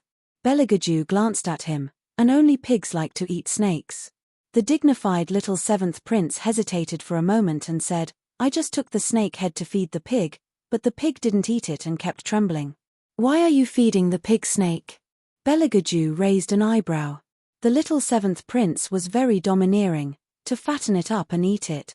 The pig won't eat anything you feed it, because it already knows what you're trying to do," Belagaju said as he adjusted his sleeves. The little seventh prince frowned, "Then I'll hide in a corner and secretly feed it in the future." Hellion Vivian. So this was how His Highness usually tricked children. The pig was obviously scared by the snake head. What did he mean by knowing what little seventh prince was trying to do? "Then can I ask third sister-in-law to roast the snake for me first? After that, I'll go feed the pig." Obviously, Belagaju underestimated his little brother's obsession with food. He glanced at the little one again. Sure. After getting Belagaju's approval, the little one was very happy. He strode with his short legs and wanted to carry the snake head in. Belagaju continued, "But you have to dance first." Hearing this, the little one's back shook and he subconsciously covered his little butt with his hands. That action was so cute that Hellion Vivian couldn't help but laugh out loud. "There's no need to dance." "But isn't the snake a demonic beast? Will it be bad to eat it?" Hellion Vivian only knew that if it was a spirit beast, it might be helpful for cultivation. However, only people who were evil cultivators could eat it. If it was a demonic beast, wouldn't it be more disadvantageous? The little one put on a serious face. "I can eat anything." Hellion Vivian facepalmed. "I know you're a foodie." She never doubted little Seventh's ability to eat. What she considered was the consequences. "It's okay," Belagaju spoke at this time and his voice was calm. "He can digest anything." Hellion Vivian's mouth twitched. "What is his stomach made of?" Belagaju didn't say anything. The little one took out a meat bun from his pocket and said, "I'll eat this first." As he ate, he seemed to have thought of something and said fiercely, "Oh right, when the dean gave me the meat bun, he wanted me to tell third sister-in-law that he's going to announce the content of the third test. You should tell her first." Hellion Vivian felt defeated for the first time. But the lock on her hand? Hellion Vivian looked at Belagaju again. "I'll be back in a while." Belagaju's eyes were cold, but he didn't agree. Hellion Vivian smiled. She felt that he was like a noble and lazy Persian cat. She couldn't go wrong by stroking his fur. Thus, she turned her face to the side and kissed him on the forehead with a slight smile on her lips. Belagaju's fingers froze. Before he could react, the person beside him was gone. Hellion Vivian didn't stay for long. She carried little seventh prince and rushed to the underground palace. Bailey Jiu furrowed his long eyebrows. After that, he suddenly leaped up and stood up. His slender fingers fell on the area that Wei Wei had just touched. Chapter 334. Your Highness. When Shadow walked in from the outside, he saw Bailey Jiu's appearance. His pair of eyes flashed with a trace of heavy astonishment. His Highness is smiling. Since young, His Highness had always been a person who did not show his emotions. He would sneer, laugh evilly, and smile faintly. But he was rarely like this. "Is there something good happening today? But the Princess Consort is not here." Shadow could not understand his master's thoughts. He bowed his head respectfully and knelt on the ground. "We have news about the hidden ground beast. Helion Guang Yarrow has been suspecting that the princess consort has been possessed, so he sent people into the academy to investigate." "Helion Guang Yarrow?" Beligaju turned the ring on his finger. His eyes were deep. "It's not him. He doesn't have the ability to summon the hidden ground beast. Continue investigating." Shadow received the order and was about to leave. Yet she heard Bailey Jiaoju continue to say, "Investigate from within the White Academy." "Yes." Shadow lowered his eyes, but his heart was in a mess. "Does Master mean that the person who harmed me and the princess consort is most likely a student and a teacher?" When Anying thought of this, he broke out in cold sweat. When he looked back, he saw that His Highness had returned to his previous posture. His finger brushed across his forehead, and then he sneered. He seemed to have said something. "You've learned to be smart this time. Indeed, it's better to lock up the prey." At noon, in the underground palace, Tu Su Feng stood up from his chair and looked at the row of students in front of him. His eyes were gloomy. "The last test was not supposed to be so early, but yesterday, we lost another outstanding member. Is it because of the blood snake demon?" The one who spoke was an outstanding member selected from the 4 great families. Tu Su Feng glanced in his direction. "No, there's a problem in the Forest of Fantasy." Helion Vivian held the little 7th prince's hand and frowned. He hadn't thought about what to do next. Tu Su Feng's voice was calm as he said, "The battle spirit forces need you all, fresh blood. Therefore, the test has been brought forward. I want you all to show your true strength to face this test, because this test is not only about winning or losing, but also life and death. If you are caught, you can only save yourselves." As he spoke, Tu Su Feng spread the letter in his hand on the wooden table, indicating for them to come over and take a look. "Tonight, there will be an auction in the capital."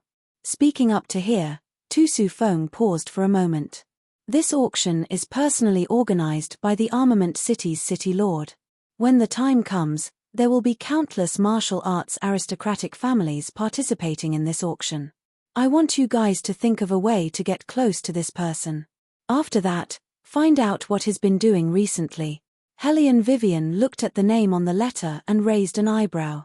"Murong Hongtu? Isn't this Empress Murong's younger brother, Murong Chang Feng's uncle? A rank 1 minister of the imperial court, who also held some military power, usually did things very arrogantly. If he was a barbarian, it would be easy to deal with him. However, Murong Hongtu was a very smart person.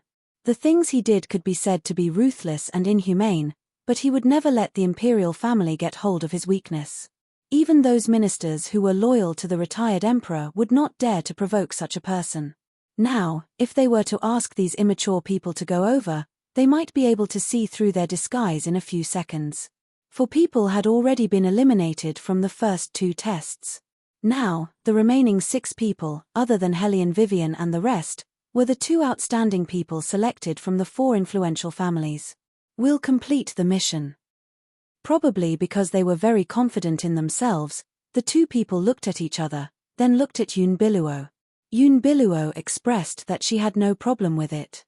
Helion Vivian naturally did not say anything, she just listened quietly. If the other party was Murong Hongtu, there was one thing that they had to pay attention to. It was unknown if it was because he had done too many bad things, but he would always bring a group of experts with him when he went out. In order to get information from Murong Hongtu without making a sound, the first thing they had to deal with was this group of experts. You can choose your favorite martial practice and outfit. I don't care what method you use to get close to him, my only request is to keep this test a secret. At the same time when Tu Su Feng finished speaking, everyone had quickly chosen their own equipment, they stood in a straight line in front of Tu Su Feng. It was not difficult for Tu Su Feng to get the invitation to the auction. However, they could not enter as students of the White Academy. This operation was undoubtedly more difficult to deal with than the one-on-one tests. Not only did it require the cooperation of the team, but it also required the individual's ability to stand out in the team. It was simply too difficult. Moreover, the 2 young masters of the 4 influential families obviously only knew the theory but had never put it into practice. After taking the task, they began to arrange the members. Logically speaking, their method of seduction was not bad. Yoon Biluo's appearance was enough to attract Murong Hongtu's attention. However, they arranged Hellion Vivian, who had performed the best during this period, to be in the corner and let Hellion Vivian be the lookout. Yuan Ming sneered, "These people are doing this on purpose. You have already won twice, so they simply don't want you to have a chance to perform in this test. This kind of method is really somewhat unpresentable." Hellion Vivian lowered her eyes and tidied up her waiter outfit, her expression indifferent. "Things won't go according to their plan. The seduction won't have much effect on Murong Hongtu. I saw you nodding just now, so I thought you agreed with their plan." Xiao Bai also spoke, her voice was cold. Hellion Wei stood up straight. "I did agree, but as a person, you should always have a backup plan." They had to make a move on a person. They had to figure out what this person was interested in before they could have a chance to get close to him. This was the most important step in Hellion Vivian's opinion. However, these people had omitted this step. However, for Yoon Biluo and the other two young masters who had been Deadpool, they more or less understood Murong Hongtu. At least compared to Han Yu and Xiao Qi, they had a relative advantage. The auction was organized by the city master of Armament City, so of course, it was up to Han Yu to arrange how to secretly enter the auction. In fact, they did not need Hellion Vivian to sneak into the auction as a waiter. Han Yu could easily find out where Murong Hongtu was sitting without anyone noticing. Here, Han Yu could easily find out where Murong Hongtu was sitting. Therefore, this was also the reason why Yuan Ming said that they did not want to give Hellion Wei any chance to perform. Chapter 335. Young Master Han. A man dressed as a steward walked out of the dazzling auction house. He smiled when he saw Han Yu. "Who are these people?" Han Yu's expression was indifferent. "My friends." "So they are young Master Han's friends. Please come in." The steward led the few of them in. Along the way, he could not help but turn around to take a few glances at Yoon Biluo, who was wearing a veil. He did not know which family this beautiful lady belonged to, but since she came with young Master Han, she must be from an extraordinary background. They looked at each other as soon as they entered the auction house. They looked at each other with a look that only they could understand and went to different positions. Hellion Wei didn't really wear a set of waiter's clothes. Instead, she draped a green and white robe over her shoulders. She held a fan in her hand and a jade pendant hung on her waist. Every part of her was clearly graceful and luxurious. She looked like a young master from an aristocratic family who came to participate in the auction. However, she had a unique hobby. She did not bring a single servant with her. She walked casually to the second floor. The corridor on the second floor was filled with martial artists carrying swords and wearing long robes. Hellion Wei knew that she couldn't force her way into this place as soon as she walked in. "Young master, please show your waist token." The martial artist guarding the corridor reached out and stopped her, his face expressionless. "Waist token?" The light in Wei's eyes slightly flashed. She saw that there was also a big-bellied wealthy merchant who came up together with her. His body tilted, pretending to be drunk as he pressed his hand to his forehead. After that, his other hand casually threw the waist token that he'd just stolen to that martial artist. His careless and arrogant attitude instead made that martial artist start to guess the identity of this young man in the end. Without the slightest delay, he let Wei pass. The big-bellied rich businessman was still hugging his newly married concubine affectionately. He did not realize that his waist token was gone. He pinched the woman's chin and said, "Wait a moment. I'll show you how many good things General Murong has." "What is it?" The woman also knew how to make people happy. She followed the rich merchant like water. The merchant smiled mysteriously. "We all came from the forest of fantasy. After drinking those things, your little face will definitely become prettier. Then let's go quickly." The woman's eyes lit up. She was really interested. The rich merchant reached out and hugged her. He raised his head and wanted to swagger in. The martial artist stopped him, but the rich merchant didn't care at all. He reached out and touched his waist. Then, His expression suddenly changed. He let go of the woman's hand and shouted anxiously, "Where is my waste token? Why is my waste token gone?" The cultivator glanced at him and didn't give him the slightest bit of face. He snapped his fingers and called for the rich merchant and the woman to be carried out of the building. He didn't need to think to know what would happen to them. This made Hellion Vivian recall the feeling of facing a drug lord in the past. That drug lord also had a bad temper, but was very cunning and suspicious. As long as anyone acted strangely in front of him, he would treat them as an undercover agent and deal with them. Looking at the martial artist's actions, it was not difficult to deduce that Murong Hongtu was a drug lord. However, she still managed to get some useful information. Hellion Vivian stopped in her tracks and her eyes became deep. He came from the forest of fantasy and drank something that made him young. It must be the spirit beast's blood. When Xiao Bai said this, her voice was much colder. This Murong Hongtu is most likely the culprit who entered the forest of fantasy and killed a large number of spirit beasts. Woman, if it's really him, you must be careful. Not only are his methods sinister, but they are also inhumane. I'm afraid that you can't handle it. Hellion Vivian waved the paper fan in her hand. She looked like a gentleman and communicated with Xiao Bai telepathically. Don't worry, I'm good at disguising myself. Hellion Vivian was right. Apart from the military fire, she was also good at disguising herself. Therefore, when she walked into the room, her face quickly changed into an evil smile. The atmosphere in the room was basically what she had imagined. Murong Hongtu didn't come here to participate in the auction. He just needed a secret place to gather all these people. It was a small gathering. Apart from Murong Hongtu, there were 6 to 7 people in the room. There were both men and women. They sat on the sandalwood chairs and chatted with each other. They looked very excited. Hellion Vivian had a feeling that she had entered a cult. However, it only took a moment for her lips to curl into a sloppy smile. I wonder when it will start. I can't wait. Initially, everyone was hesitant when they saw this unfamiliar young man. However, after hearing what Hellion Vivian said, their eyes lit up and they turned to look at Murong Hongtu. Murong Hongtu was still staring at Hellion Vivian. He was in his 40s, but his skin was abnormally pale. Especially his eyes, they were always gloomy and gave people an uncomfortable feeling. However, even under that kind of gaze, Hellion Wei could still sit down like a ruffian.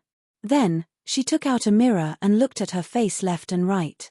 I really want to drink that thing and look younger. Murong Hongtu suddenly laughed out loud. Don't worry. You'll definitely look younger.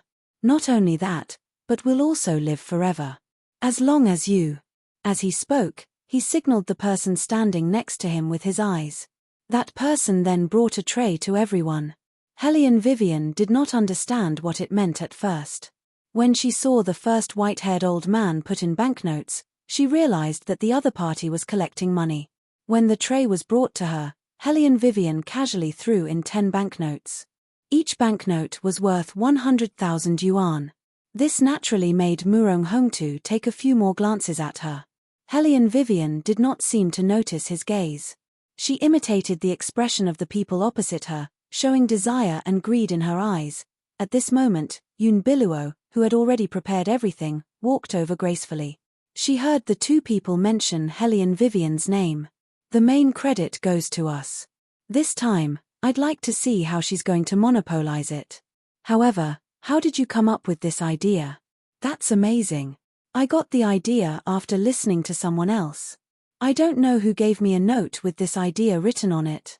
Unveils' voice gradually faded away. There was a faint smile on her face. It was not very clear, but it was obvious. She did not do anything. She just suggested the idea. After all, one person had to make the decision when it came to teamwork. We're all women. If there's anyone to blame, it's my own fault. I have a toad face and can only do peripheral work. I can't use the beauty trap. Chapter 336. Unveils put down her veil and walked forward with a faint smile on her face. She stopped at the corridor. Your waist tag. The guard stopped her. Unveils looked at the guard with her beautiful eyes. She bowed and spoke in a gentle voice. The guard was intoxicated by her words. He glanced at Unbiluo and said, "Wait here, I'll go in and report." "Thank you." Unbiluo retracted her gaze and the smile on her face deepened. In the room on the second floor, General. The guard walked in from outside and whispered in Murong Hongtu's ear, "The city lord said that he sent a beauty to you." Hellion Vivian was sitting beside Murong Hongtu. Her fingers paused when she heard the guard's words. The beauty should be Unbiluo and the rest. Yuan Ming smiled evilly. "Woman, I guess that group of people didn't expect you to enter this room earlier than them. They might even think that you're still keeping watch for them outside." Hellion Vivian smiled faintly and did not say anything. She raised her wine cup but did not miss any information. Murong Hongtu smiled when he heard that it was a beauty. However, Hellion Vivian felt that his smile was not that simple. "Sent by the city lord himself?" Murong Hongtu asked. The guard shook his head. "I think it was sent by young Master Han." "Why are you reporting when you're not sure?" Murong Hongtu sneered. "Detain her first and ask her where she came from." The guard lowered his head and answered, "Yes." Hellion Vivian put down the wine cup in her hand and remained expressionless. Yuan Ming narrowed his thin lips. "Woman, it seems that your companions won't be able to carry out their next plan." Hellion Wei did not say anything because Murong Hongtu, who was sitting next to her, was looking in her direction. His gaze reminded her of a cobra lying in the grass for no reason. Hellion Vivian smiled and raised the wine glass in her hand. Only then did Murong Hongtu's gaze become less terrifying. He smiled again. "I saw that you were listening so seriously just now, so I thought you were interested in a beauty. Of course, I like beauties, but..." Hellion Vivian paused for a moment, and the tip of her tongue swept across her thin lips. "I want to drink what the general is talking about as soon as possible." Murong Hongtu seemed to be very satisfied with Hellion Vivian's answer and laughed out loud again. Then, he put away his expression and gently patted his right hand with his left hand. "Bring it up." Yuan Ming, whose nerves had been stretched taut, immediately let out a sigh of relief. "That was close. I thought he had discovered something. He is very scary." This was Little White's voice. Yuan Ming glanced sideways at Hellion Vivian, only to see that there wasn't a single ripple of emotion on her face. Instead, her lips curled into a devilish smile. Hellion Vivian took a sip of wine.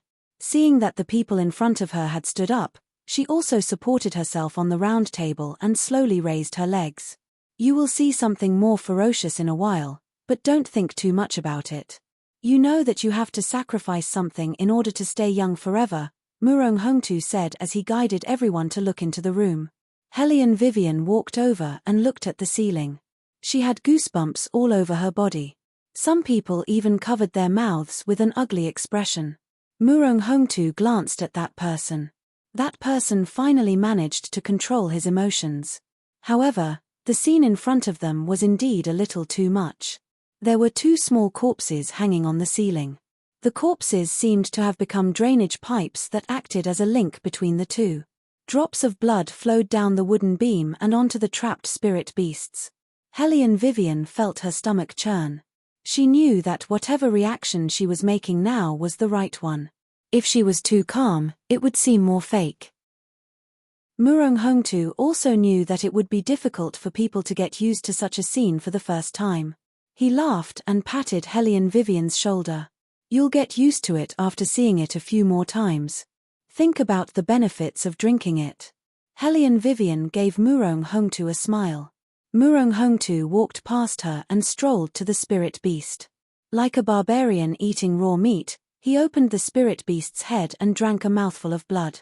Hellion Vivian furrowed her brows, but the smile on her face did not fade at all.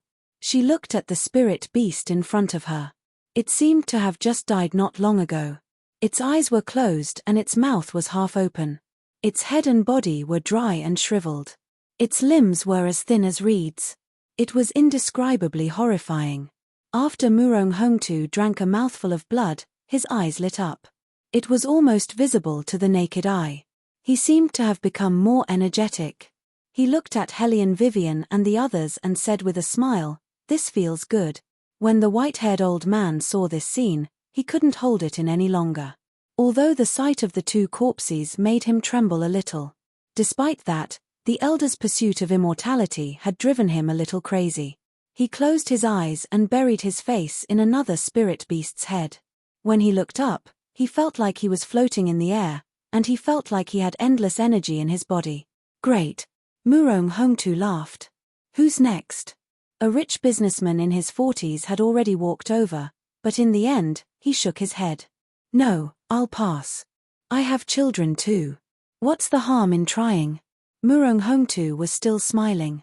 However, Hellion Vivian did not miss the gloomy look in his eyes.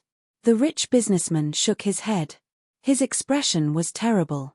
I'll pass. He did not finish the word pass. Then, a swoosh was heard. Murong Hongtu, who was standing in front of him, gave him a hard stab. You don't even have the guts to do that, and you still want to live forever. Murong Hongtu pushed the rich businessman away with his finger. The rich businessman twitched on the floor a few times. Murong Hongtu waved his hand at the guards and looked a little impatient. Take him away. He's really affecting other people's appetite. In the blink of an eye, a person's life was gone. Hellion Vivian realized that the person standing in front of her was inhumane. It seemed that not only did she have to secretly investigate Murong Hongtu's recent whereabouts, but she also had to think of a way to escape. Weiwei, you can't drink that blood. Little White jumped out and hid its body. There was vigilance in its eyes. This is not an ordinary spirit beast's blood. They did something to it.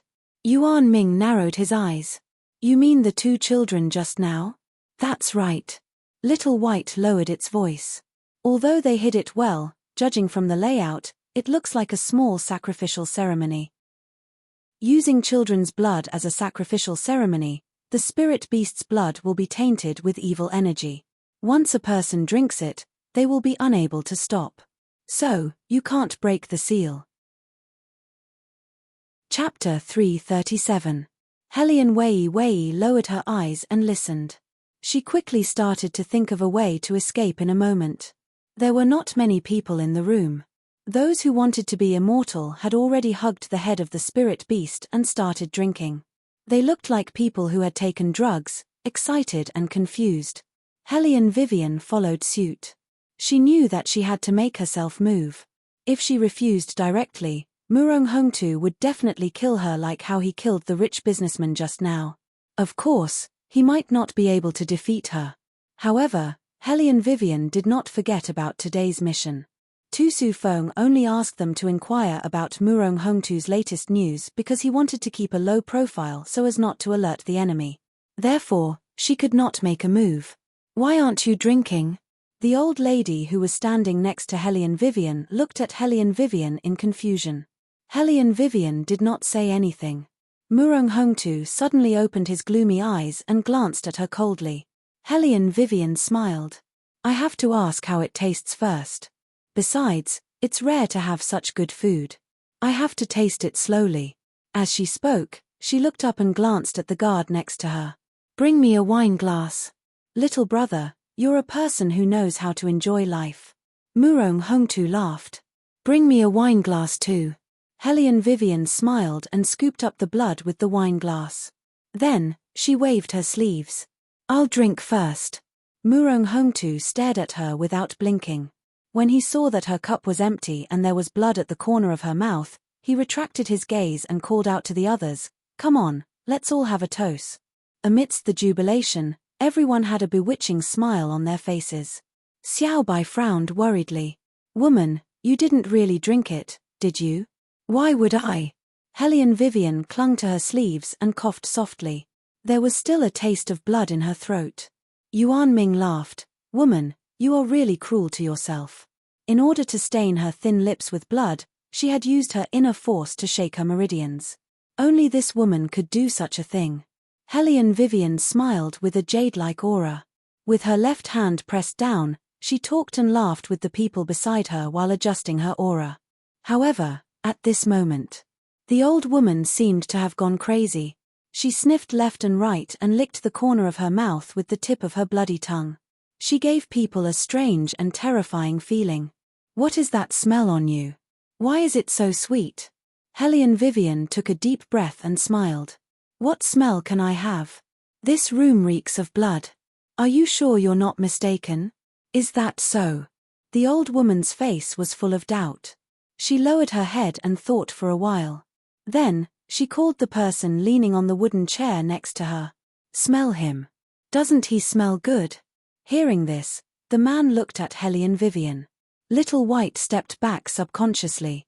It was worried that some people would notice the existence of the spirit beast after drinking it for the first time. However, Hellion Vivian knew that it was very likely that they would ask about the blood hidden in her sleeve. It does smell good. It smells good. The man's expression was even more intoxicated than the old woman's. He gradually bent down. Hellion Vivian's fingers tightened, but her eyes were as calm as usual. The two of them looked at each other and then walked closer to Hellion Vivian step by step. It does smell good. Murong Hongtu grinned. There was still blood at the corner of his mouth. He turned to look at Hellion Vivian. Hellion Vivian did not move, but she knew what kind of situation she was in. Facing these people who were drooling at her, she felt that these people were not human at all. They were zombies who had lost all their senses except for their sense of smell. Hellion Vivian narrowed her eyes. She held her breath in her palm, but there was no panic on her face. Instead, she made people feel that there was nothing wrong with her. You all have a good sense of smell. Murong Hongtu smiled again. He walked past Hellion Vivian again and pulled the rope hanging on the beam. The smell is coming from this guy. He must have contracted a high-level spirit beast. That's why he can smell so good. As he spoke, Murong Hongtu's fingers tightened and a swoosh was heard. A man in white and green fell down. His body was still tied with an iron chain. The iron chain was specially used to tie up spirit beasts. It was more than enough to deal with humans. The man's head was half lowered. Both of his hands were tied to the beam. His black hair was scattered around the corners of his eyes, just enough to cover his deep and serene eyes. What was exposed was his chiseled jaw and white, straight nose. It was probably because he was put down that the man slowly raised his head. That kind of arrogance and indifference, even though he appeared in this manner, he still couldn't change his stunning appearance. It's him. Hellion Wei looked in astonishment at the man who, even though he was hung up, still showed a lofty and cold temperament. Her shapely eyebrows slightly furrowed.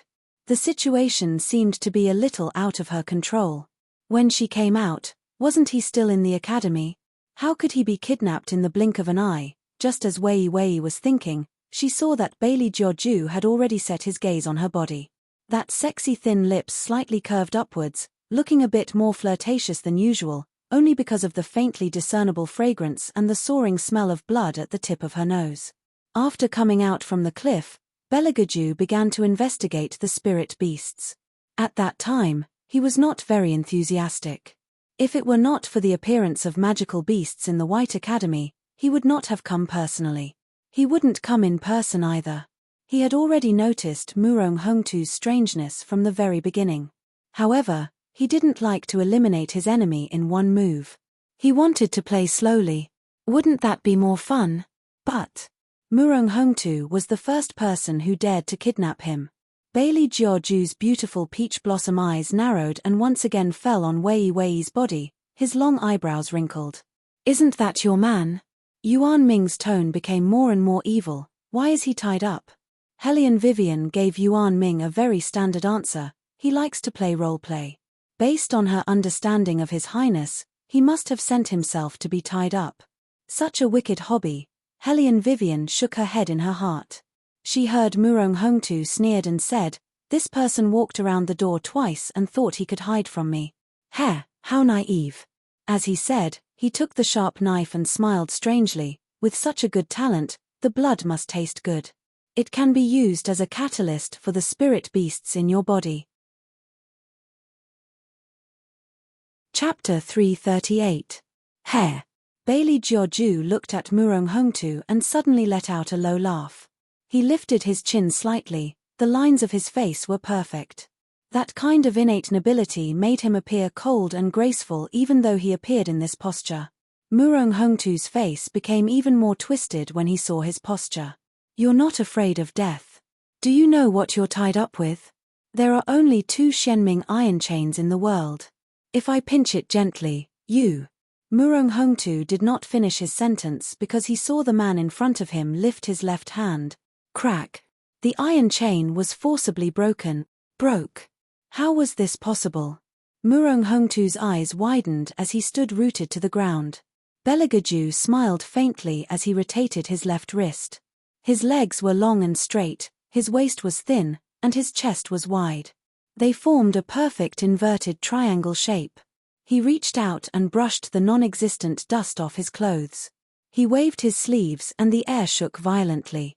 The remaining iron chains wrapped around his body broke one after another. Murong Hongtu could not say a word at this moment. What? Why did you stop? Bailey Jiaoju's ink-like long hair floated to the ground. His ink-like pupils emitted a demonic and dazzling light, carrying a noble aura that was hard to ignore.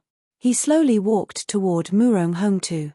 His black robe wrapped around his slender figure, revealing a cold, murderous aura. When he walked to Murong Hongtu's side, his appearance changed. He still had that handsome face, but his expression was sinister and vicious. His eyes were cold and indifferent. Murong Hongtu squinted his eyes and threw the 3 knives in his hand at Beligaju. Beligaju's body swayed. No one saw how he moved, but when Murong Hongtu realized what was going on, the 3 knives were already in Beligaju's hands and were thrown to the ground like scrap iron. Those were not ordinary knives. Not only did it have martial qi, but it was also made for him by his master. It wouldn't be a problem for him to kill the sea dragon race. This kind of martial cultivator was actually blocked by a single move. You, who the hell are you? Murong Hongtu trembled as his fingers curled up. He instinctively wanted to run away. Beligaju smiled coldly and slowly reached out his hand. With a loud clang, Murong Hongtu was sent flying into the corner of the wall. A large amount of dust fell from the wall. He straightened his body, his neck was crooked, and blood flowed out from the corner of his mouth. The private room was in a complete mess. Except for Helly and Vivian, no one could move or speak. Only then did they realize that from the very beginning, Beligaju had created a huge barrier. Everyone who was within the barrier had nowhere to run. Fire Chileen, your contracted divine beast is a fire Chileen. Murong Hongtu looked at the faintly discernible divine beast's shadow behind the man. He was so regretful that even his intestines turned green. He never thought that this divine beast with a sweet smell would be a fire Chileen. That was strange. If it was a fire Chileen, he would have sensed the danger from it from the very beginning. The fire Chileen laughed evilly. TSK, TSK, TSK. You just casually covered your breath and I treated you like a little white rabbit. At this moment, Murong Hongtu finally understood that everything was a trap. A trap waiting for him to fall into the trap. However, these stupid humans. Did they really think that they could deal with him like this? Ha ha ha, this was simply wishful thinking. Murong Hongtu glanced at Beligaju and stuck out his tongue. He licked his thin lips and laughed eerily like a baby. The fire Chileen could only deal with me when I was demonized when I was with that person. Now, you're just a barbarian tamed by humans. There was a path to heaven, but you didn't want to take it. Demonized. Hellion Wei furrowed her brows. As soon as she looked up, she saw a translucent shadow floating above Murong Hongtu's head. The shadow's appearance was distorted, like a dead baby. Its black nails were buried in Murong Hongtu's hair. It was inexplicably scary. Woman, be careful. This Murong Hongtu is no longer a human, Yuan Ming suddenly said. It was very rare to see such a serious expression. Hellion Vivian narrowed her eyes. She didn't have time to ask how Murong Hongtu became like this. Because she could clearly feel that the surrounding atmosphere had changed. When she turned around, she finally understood why the atmosphere had changed. Those people who were sniffing around her just now had obviously lost their minds. They walked toward her and Bailey Jiaoju with dull expressions on their faces. If those people just looked like zombies, then they were now real ghosts. Just by looking at those blood-red eyes, It was obvious that it was because they had just drunk the blood of the divine beasts. Woman, don't be bitten by them. Yuan Ming directly revealed his figure. The group of people paused and bared their teeth. They seemed to be afraid of Yuan Ming's existence. Some of them didn't dare to get close. Then, they looked at Beligaju with greedy eyes. Bailey Jiaoju stood in front of Murong Hongtu with a murderous aura all over his body. His whole body exuded an indescribable coldness and cruelty. His eyes were calm as he watched the scene, his long eyebrows slightly furrowed. Woman, quickly think of a way. I haven't fully recovered yet. They will only be afraid of me for a while. After a while, I will have to return to the fantasy space. Yuan Ming's forehead was full of sweat. So, quickly. So there is one more. Murong Hongtu let out a sinister laugh. His dark red eyes looked at Helian Wei Wei and said, I thought you drank the blood just now. Since you don't want to drink it, then you can just wait to be sucked dry. The devil's emissary behind you won't be able to hold on for long. Besides, what can such a small amount of magic do to me? Sure enough, just like what Master said, you humans are always so full of yourselves. You're so stupid that you really believe in immortality. Ha ha ha. Master. In other words, there was a mastermind behind Murong Hongtu. Helian Wei Wei gradually understood something in her heart. Then, she raised her eyebrows and used a provocative tone in her voice. Since your master is so powerful, why doesn't he even dare to show his face? He's clearly a coward. You're not allowed to slander my master. The baby on top of Murong Hongtu's head screamed. His sharp voice sounded like a cat crying in the dark. Master, he's the most gentle and intelligent person in the world.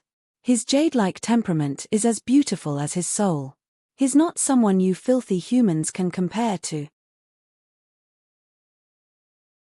Chapter 339. As Murong Hongtu spoke, he touched the dead spirit beasts again. Just a little more, and I can complete the task given by my master and destroy the peaceful aura here. Ha ha, who's the one who wants to kill you too? The blue eyes of the baby on top of his head glowed faintly and suddenly stared at Beligaju. You. I can feel the endless evil aura on your body. If I have your soul, it will definitely be twice the work with half the result. Bailey Jiaoju's beautiful peach blossom eyes narrowed. He still hadn't moved when the fire Chelene behind him suddenly blocked in front of him. Its fiery red fur was exceptionally beautiful and hard. If I were you, I wouldn't have any ideas about my master. Fire Chelene, I don't want to fight with you head-on. Are you sure you want to continue staying here? This yin qi will also drive you crazy. The baby laughed loudly again. The fire Chelene clenched its claws. It didn't like this room, but it couldn't explain why it didn't like it. It was only when Bailey Jiaoju mentioned that he wanted to destroy the peaceful qi here that it suddenly realized something. It looked at the fog that was overflowing from the roof and turned to Bailey Jiaoju, saying, Master, you can't stay here. The yin qi here would directly affect its master who was already missing a soul. They must leave this place as soon as possible. Following the fire Chelene's words, Helian Vivian saw something black running out from the corner of the wall.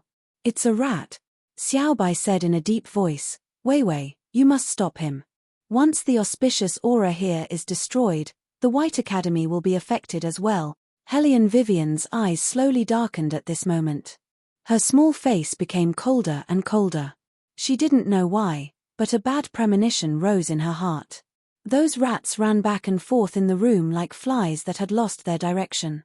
After running a few steps, they fell in the corner of the wall. Waves of fishy smell emitted from their bodies, spraying everywhere. When those people saw this, not only were they not afraid, they were even more excited.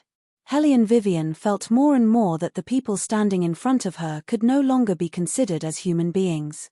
Her gaze turned colder. Murong Hongtu sized up the two people in front of him. In the end, he did not choose to attack Beligaju who had the fire Chelene to protect himself. Instead, he set his blue eyes on Helian Vivian. Helian Vivian had just narrowed her eyes when she realized that the baby on top of Murong Hongtu's head had suddenly disappeared.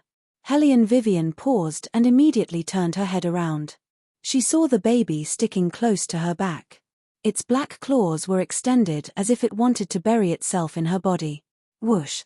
Hellion Vivian immediately slashed with the dagger in her hand. The baby didn't even seem to feel the pain as he extended his claws even further. In a flash, Beligaju moved. When he reached out to pull Hellion Vivian over, his arm was viciously scratched by the black claws. His ivory-white sleeve was cut open and bright red blood immediately flowed out. Yuan Ming's face was so pale that only a faint image could be seen. Oh no, whoever the abandoned baby demonic beast grabs will go crazy. If we don't find a way to break its great demonic curse soon, your man might follow suit and bite. When Hellion Vivian heard this, her calm thin lips tightly pursed. She had no other good points. She was protective of her own people. When she saw that Beligaju's arm was bleeding, her usually indolent little face revealed a strong murderous intent. Murong Hongtu was very disapproving. You've been blocked. I originally wanted to offer your souls to my master. Since you're so disobedient, you can go down and join them. Following Murong Hongtu's words, small expressionless faces suddenly appeared on the roof beam. It turned out that the entire house was hiding corpses. They were all half-grown little people floating in mid-air. The resentment was getting thicker and thicker, gradually covering the roof beam. Wisps of black fog began to linger and condensed into a whirlpool, as if it was going to suck everyone in. They were like puppets that were controlled by a wireless string. Their fingers stretched out and swayed back and forth one after another. Ferocious, lustful, murderous, and indulgent, they tried to grab hold of anything to climb up or pull people down into the dark underworld.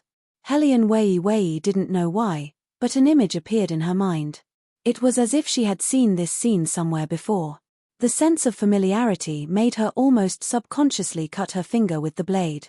Her blood dripped onto the ground, but she was unmoved. Her eyes widened as she chanted the spell, "May I end the future tribulation. I should be responsible for the suffering of all living things.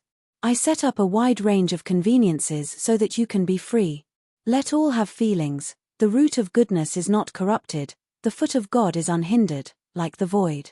Eliminate all habits of confusion, like the scorching sun dispelling light ice. Listen to my command, unsheathe and slay evil." In an instant, the air around Hellion Vivian seemed to have a current of air. It rapidly gathered from all directions, forming a shape that resembled the 8 trigrams formation behind her. It also looked like an ancient spell that was formed by many complex scriptures. It did not look very real. However, this alone was enough to make the expression of the baby on top of Murong Hongtu's head change. That was the 8 trigrams exorcism formation. The people of the exorcising tribe should have all died long ago. This woman, how could she? As Murong Hongtu's eyes widened, Hellion Vivian waved her hand slightly and uttered the last sentence, "With my life, I command the winds and clouds of the whirl." Whoosh!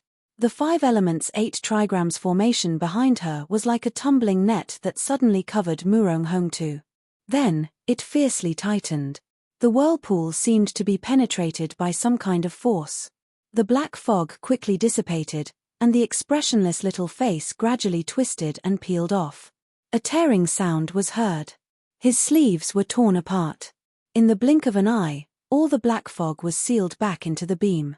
The baby looked at the room that he had painstakingly set up for so long and screamed unwillingly. He rushed over and wanted to bite Beligaju, who was closest to him. However, before he could touch the man's sleeves, he was stopped in mid-air by an invisible force.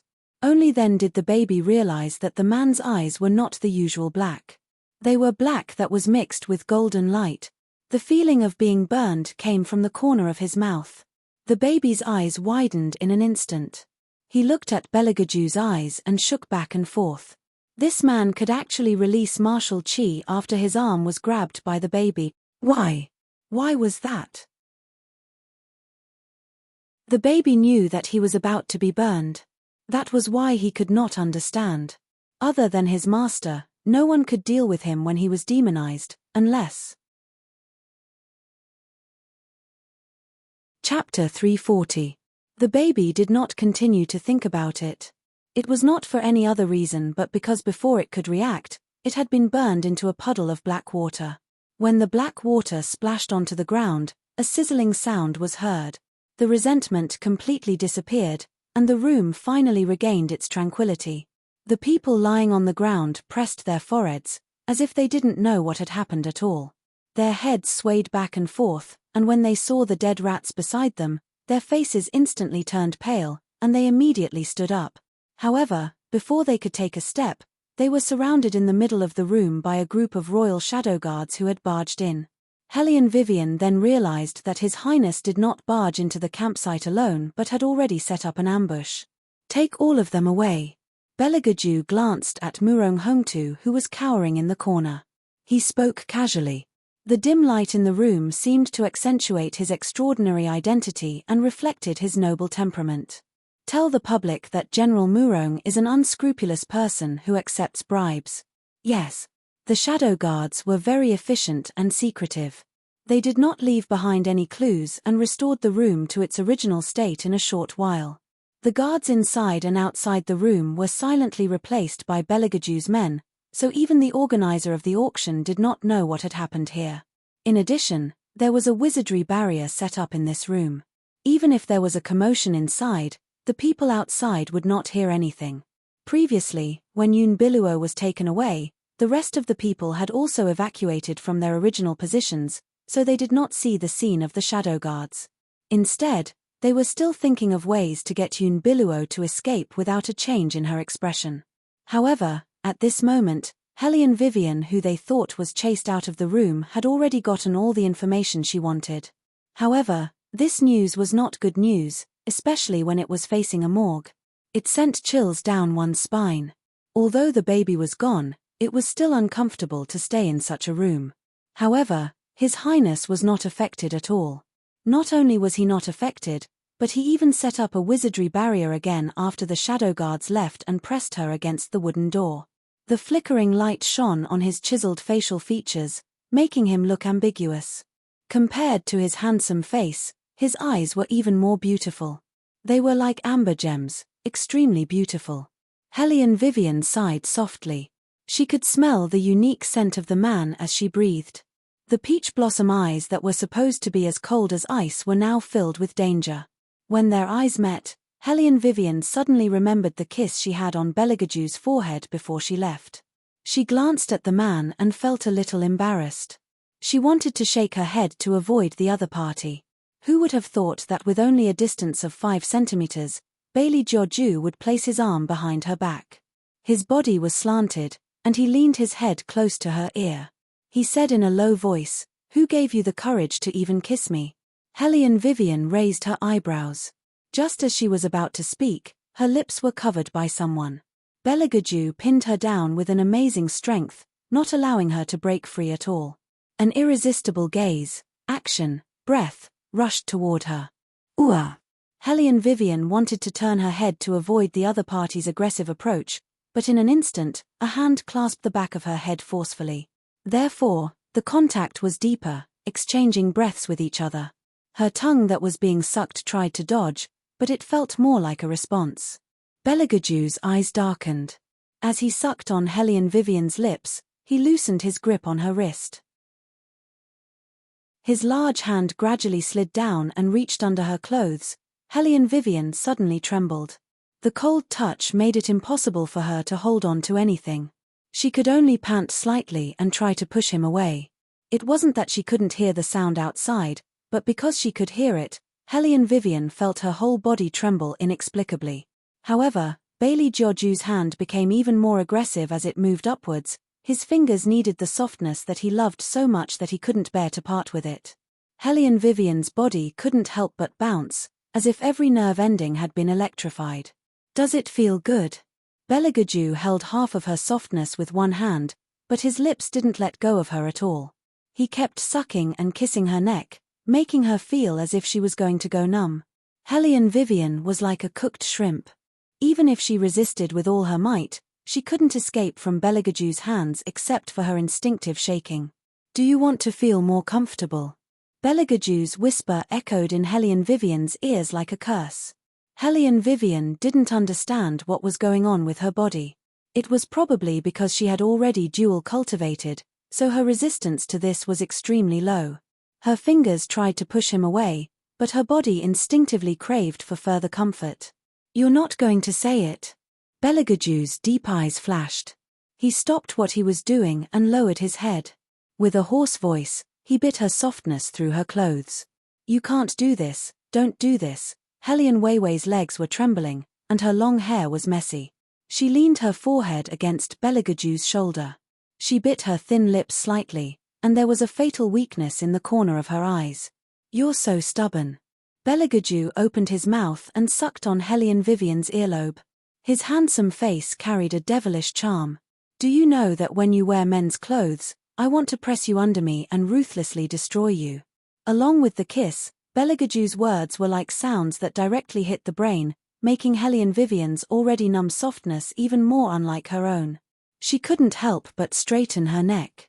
Because the other party's strength was getting stronger and stronger, that kind of forceful but gentle kneading made her heart stop beating.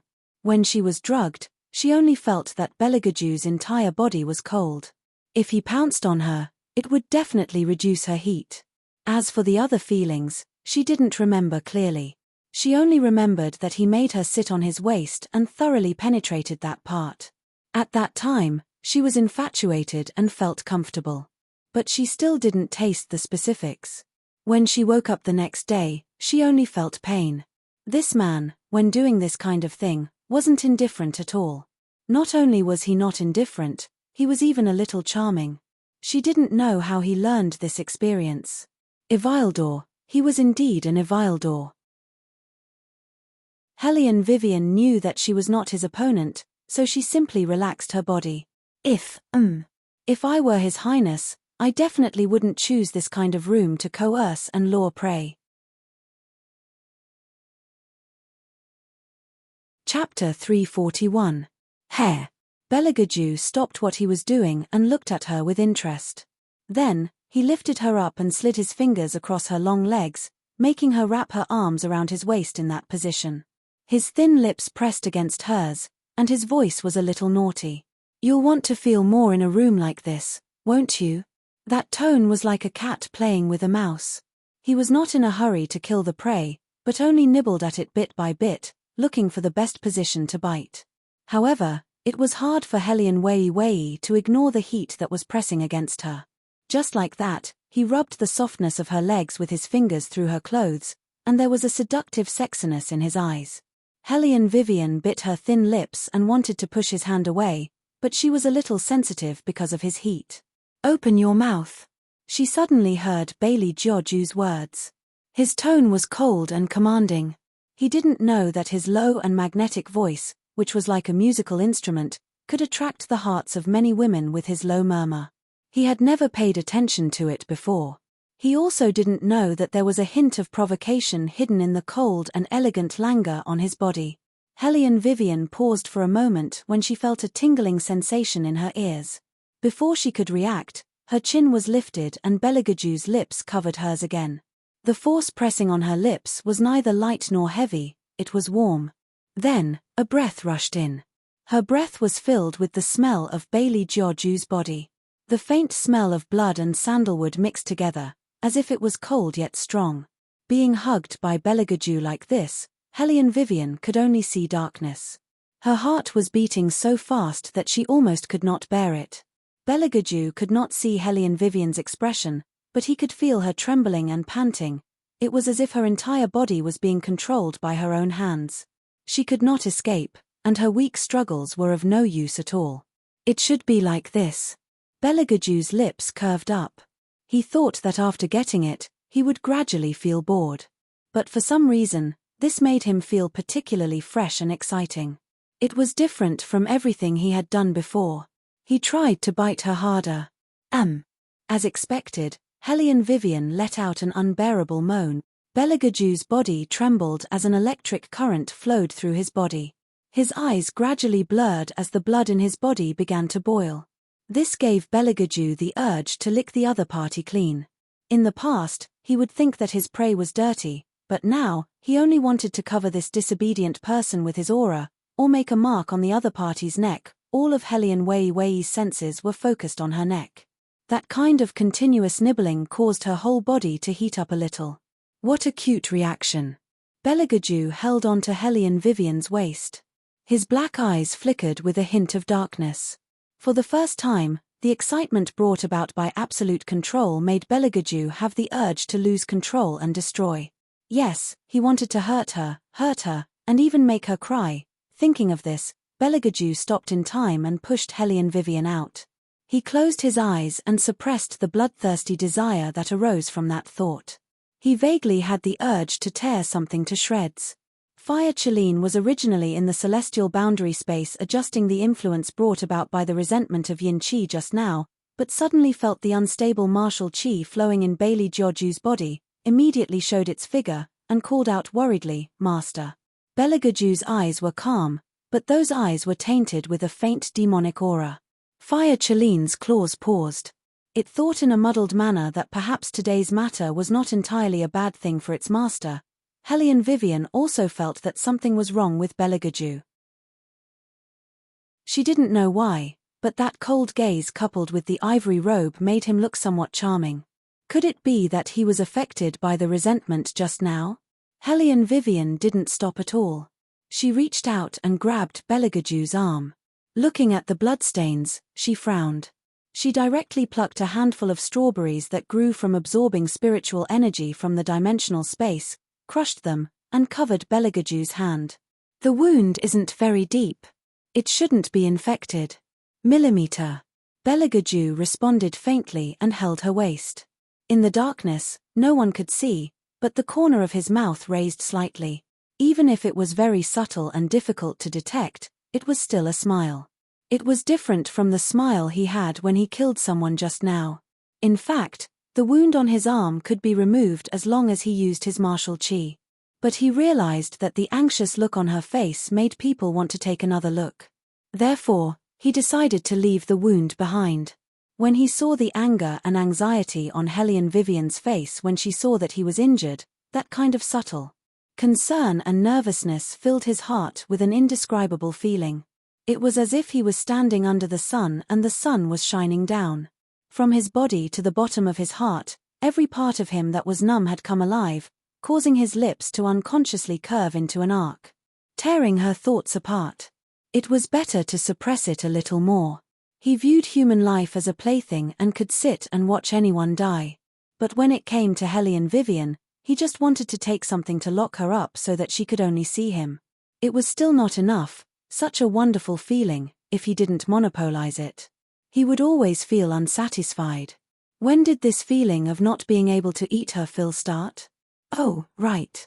When she reached out and lifted his chin for the first time and laughed lightly.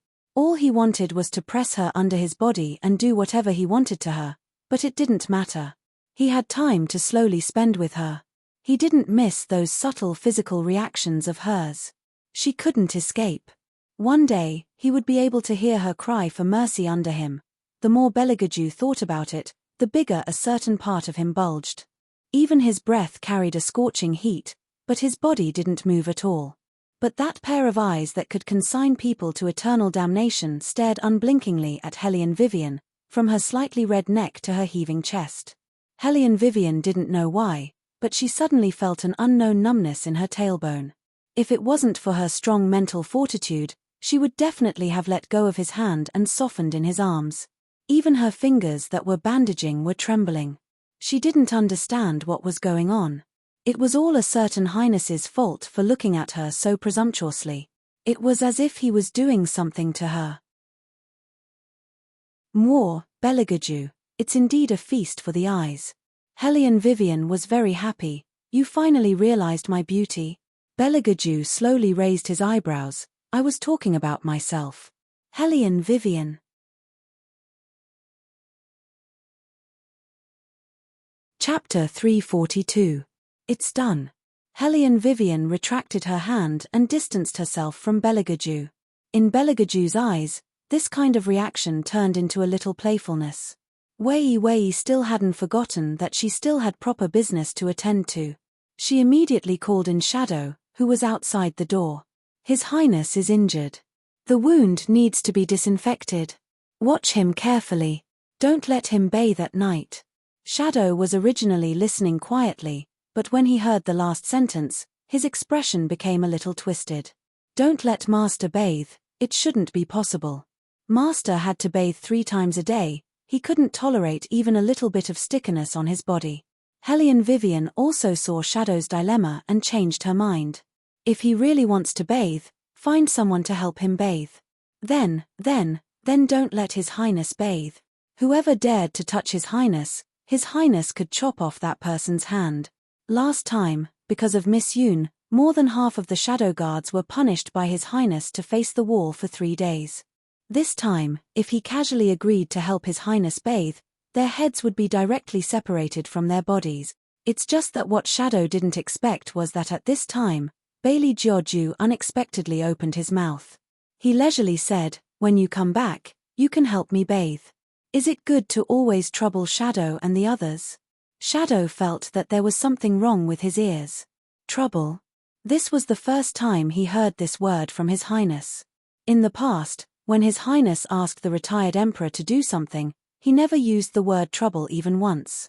Every time, it was so cold that the retired emperor wanted to scratch the wall and always scolded His Highness for being an unfilial grandson. But now, Shadow didn't know whether to be surprised that His Highness suddenly understood humility or to be surprised that His Highness was willing to let others help him bathe. The fire Cheline actually understood its master's thoughts. In the fantasy space, it licked its incomparably handsome claws and smiled evilly. "Master, the black water in your stomach is really getting more and more. The last time you came to White Academy, you could obviously ride a horse, but you still insisted on sitting in a carriage. It's obvious that you wanted to bully people. This time, hey." Beligaju didn't deny his thoughts. He curled his thin lips and looked at the fire Cheline from head to toe. If those little spirit beasts know that their Cheline boss has such dirty thoughts, I guess you won't be able to keep your position. Fire Cheline. Wait a minute, who is the dirty one? It was merely a qualified ancient divine beast that had seen through its master's thought. Based on its master's bad taste, he definitely wanted to do something to her when he was bathing at night. However, Beligaju had a special ability. Every time he spoke in a low voice, it was easy for people to feel that if they didn't follow his instructions, they would be insensible. Hellion Vivian paused. After all, Beligaju was injured because of her. Speaking of which, she didn't know why. His Highness seemed to get hurt very easily when he was with her. However, it was also thanks to this man's intervention that the cleanup work was carried out more smoothly later on. Thinking of this, Hellion Vivian raised her head and smiled faintly. "All right, I'll help His Highness bathe. See you at the White Academy later." As she spoke, Hellion Wei Wei strolled out of the room. In the quiet room, the fire Cheline put away its playful thoughts and spoke in a deep voice. "Master, did you see that? That 8 trigrams exorcism diagram just now?" "Yes." Beligaju stood up and turned sideways to adjust his collar. His elegant posture brought out a devilish handsomeness. The fire Cheline lowered its eyes slightly. Logically speaking, the exorcist tribe should have been exterminated long ago. Back then, when its master's soul was still intact, the people of their tribe had thought of all sorts of ways to seal its master into the netherworld. However, its master had never taken them seriously. Only now, Hellion Vivian actually used an exorcism spell. What if one day, she finds out about Master's true identity? Hearing this, Beligaju's fingers paused in the middle of unbuttoning his outer robe. The corners of his mouth curled up but his eyes were cold. "Then don't let her find out." The fire Cheline opened its mouth but did not say anything in the end. It quietly lowered its head and said, "Yes." However, there was an indescribable worry in its heart. At this moment, Hellion Vivian had already walked to the entrance of the auction house. After turning left and right, she found the little 7th prince. The little one was holding a meat bun and eating happily.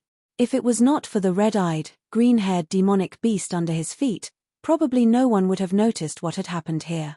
Because the little one was standing in a hidden place and because the auction house was always bustling with noise and excitement, no one had noticed this side.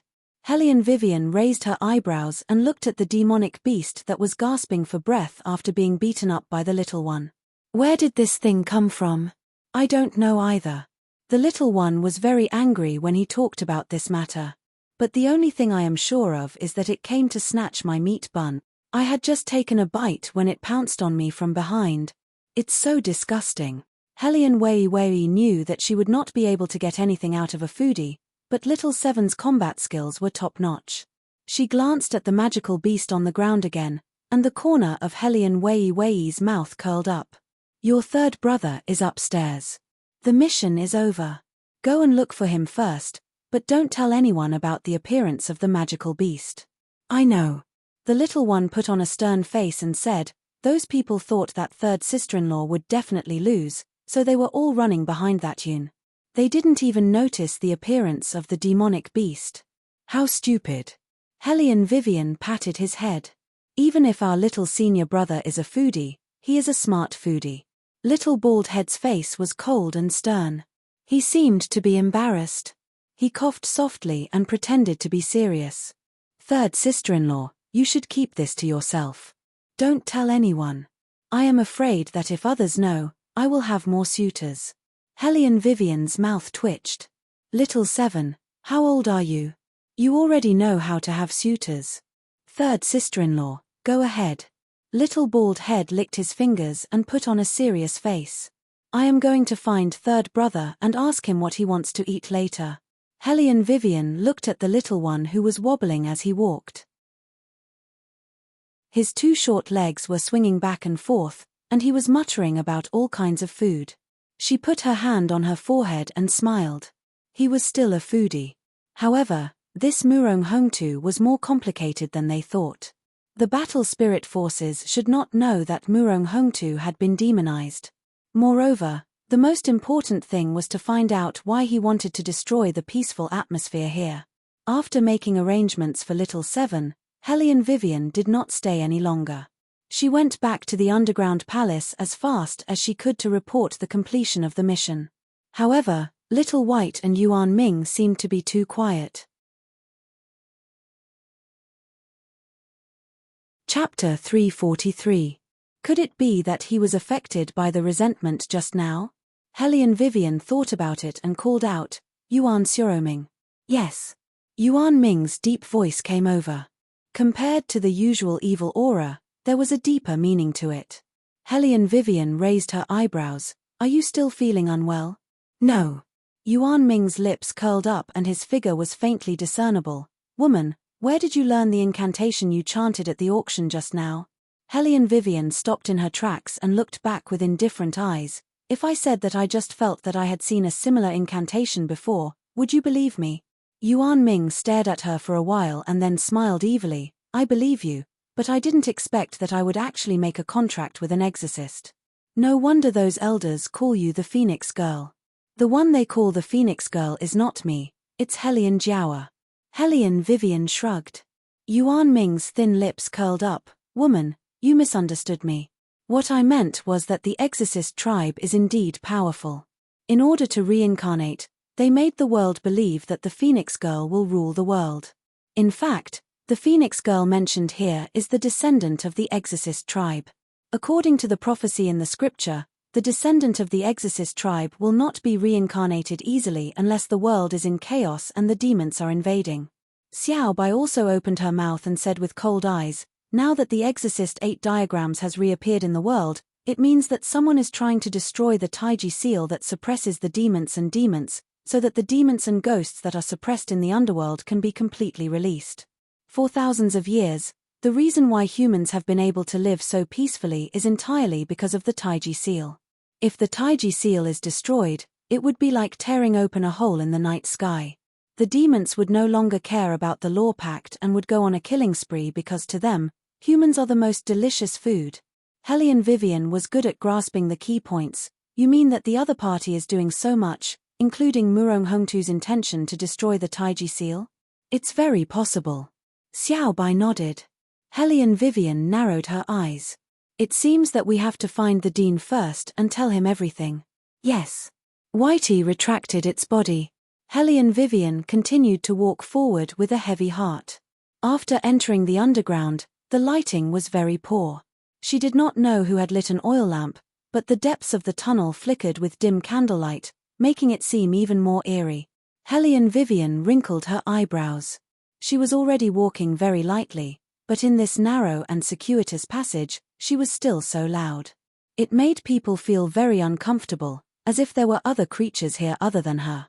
However, this was the only way to reach the underground palace. Fortunately, the journey was not long. In the blink of an eye, Hellion Vivian had arrived at the meeting point. However, Unveils and the rest were obviously not back yet. And Tusufeng was not here either. Strange, didn't we agree to gather here after the test? I didn't expect you to be the first to come back. Suddenly, a slightly deep voice was heard from behind. Hellion Vivian looked back and saw another tutor strolling over with a book in his hand. He sat on the sandalwood chair, just like Tusufeng, and poured tea for both of them. Sit. Hellion Vivian sat down. She knew this meant that there was going to be a long talk. How about them? The tutor raised his eyebrows and asked. Still investigating. Hellion Vivian's voice was very faint. The tutor glanced at her, holding a brush as if he was recording something. Your teamwork awareness needs to be improved.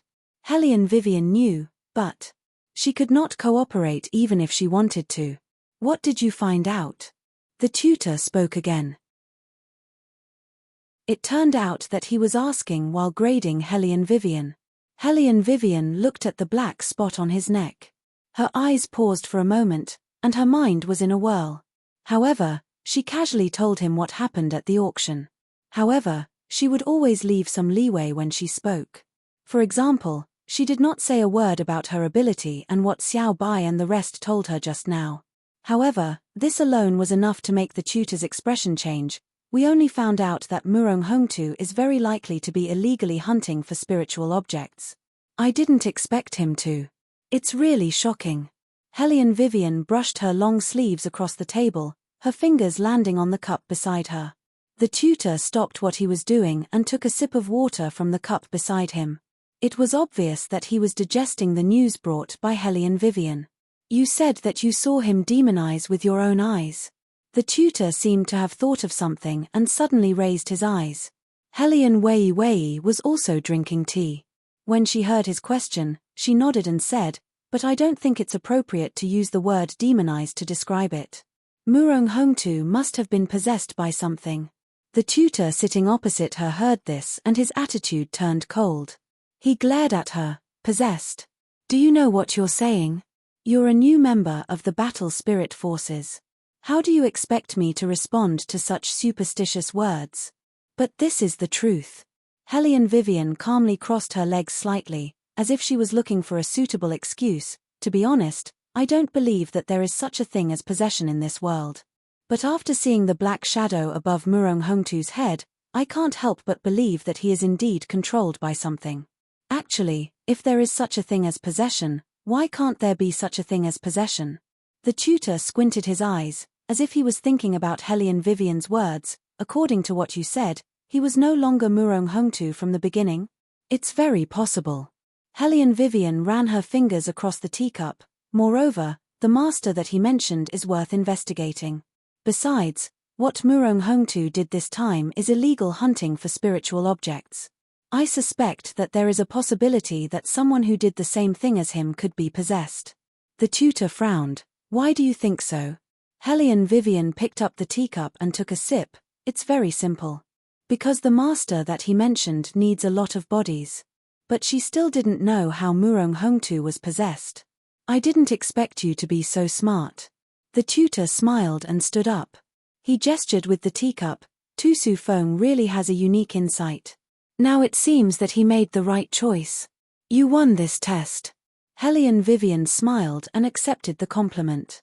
She took another sip of tea and said, thank you. However, she didn't see that when she lowered her head to drink tea, the tutor's strange and gloomy gaze.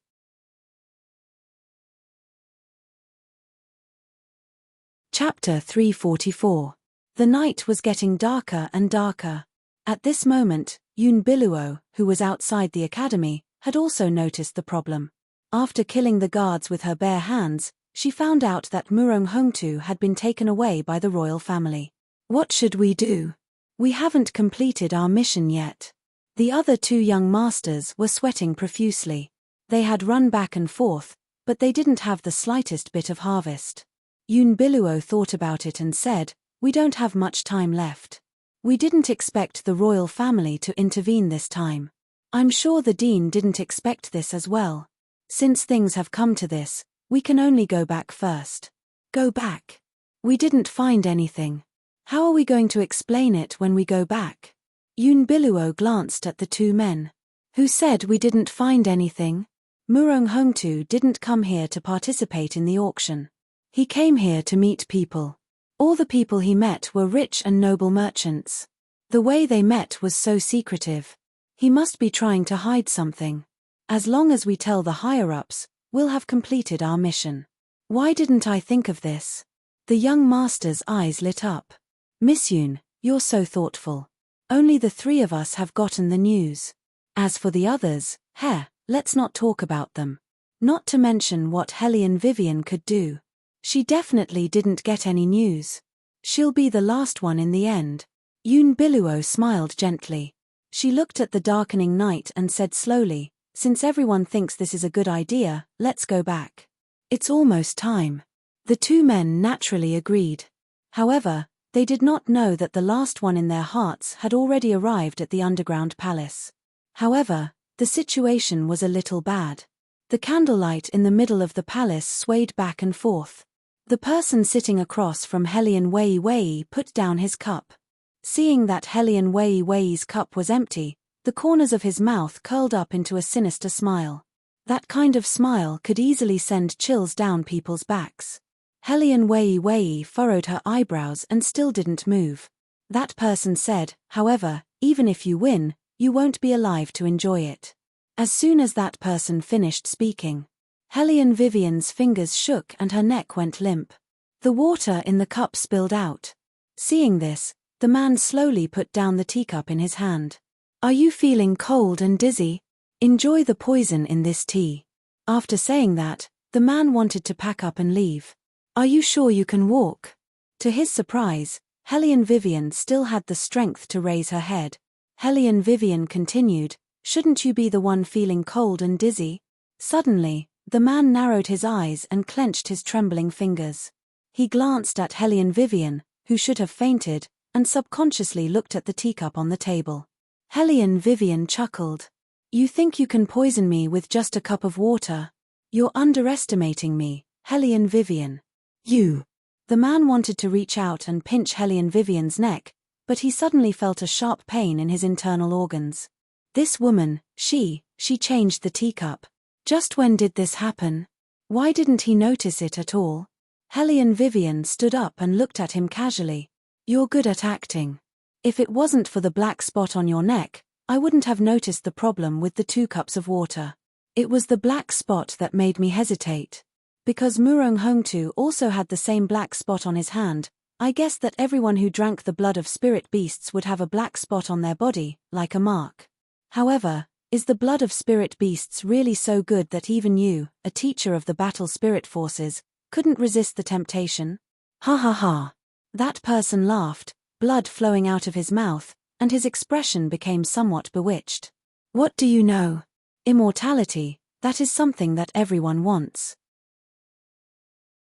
What's more, this blood can give people endless energy.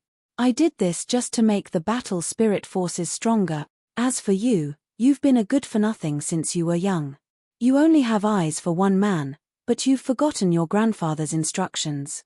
Instead of handing the battle spirit forces to such a person, why not let me take over this invincible army?" Hellion Vivian laughed and said in a mocking tone, "It sounds great, but in the end, you just want to take over the battle spirit forces. So what? The strong do more work." The man's eyes were red. "I've done so many things for the battle spirit forces. The battle spirit forces' current achievements are all because of me. Who do you think you are?" Hellion Wei's thin lips curled up. "It's all because of you. As far as I know, the reason why the battle spirit forces were able to come through peacefully for so many years was not because of you, but because of the headmaster's dealings with the great families. You just couldn't withstand the pressure, and because of your excessive vanity, you became a spy for the 4 great families. I know that you want to get rid of me, not only because of the 4 great families' orders, but also because you don't want to hand over the management of the battle spirit forces. That's right. The man put his fingers on the table and sneered. Your headmaster is indeed capable, but he's too stupidly loyal. Just because the old man saved his life, he wants to return the battle spirit forces to you. Ha, how capable can a little girl be? Facing that person's questioning, Helian Wei Wei's expression was still very calm, but the words that came out of her mouth could infuriate people to death. And you were defeated by this silly little girl that you looked down on. Tell me, how stupid are you in the end? Sure enough, when the man heard this, his face twisted in anger. Dragging his poisoned body, he wanted to pounce on Helian Vivian.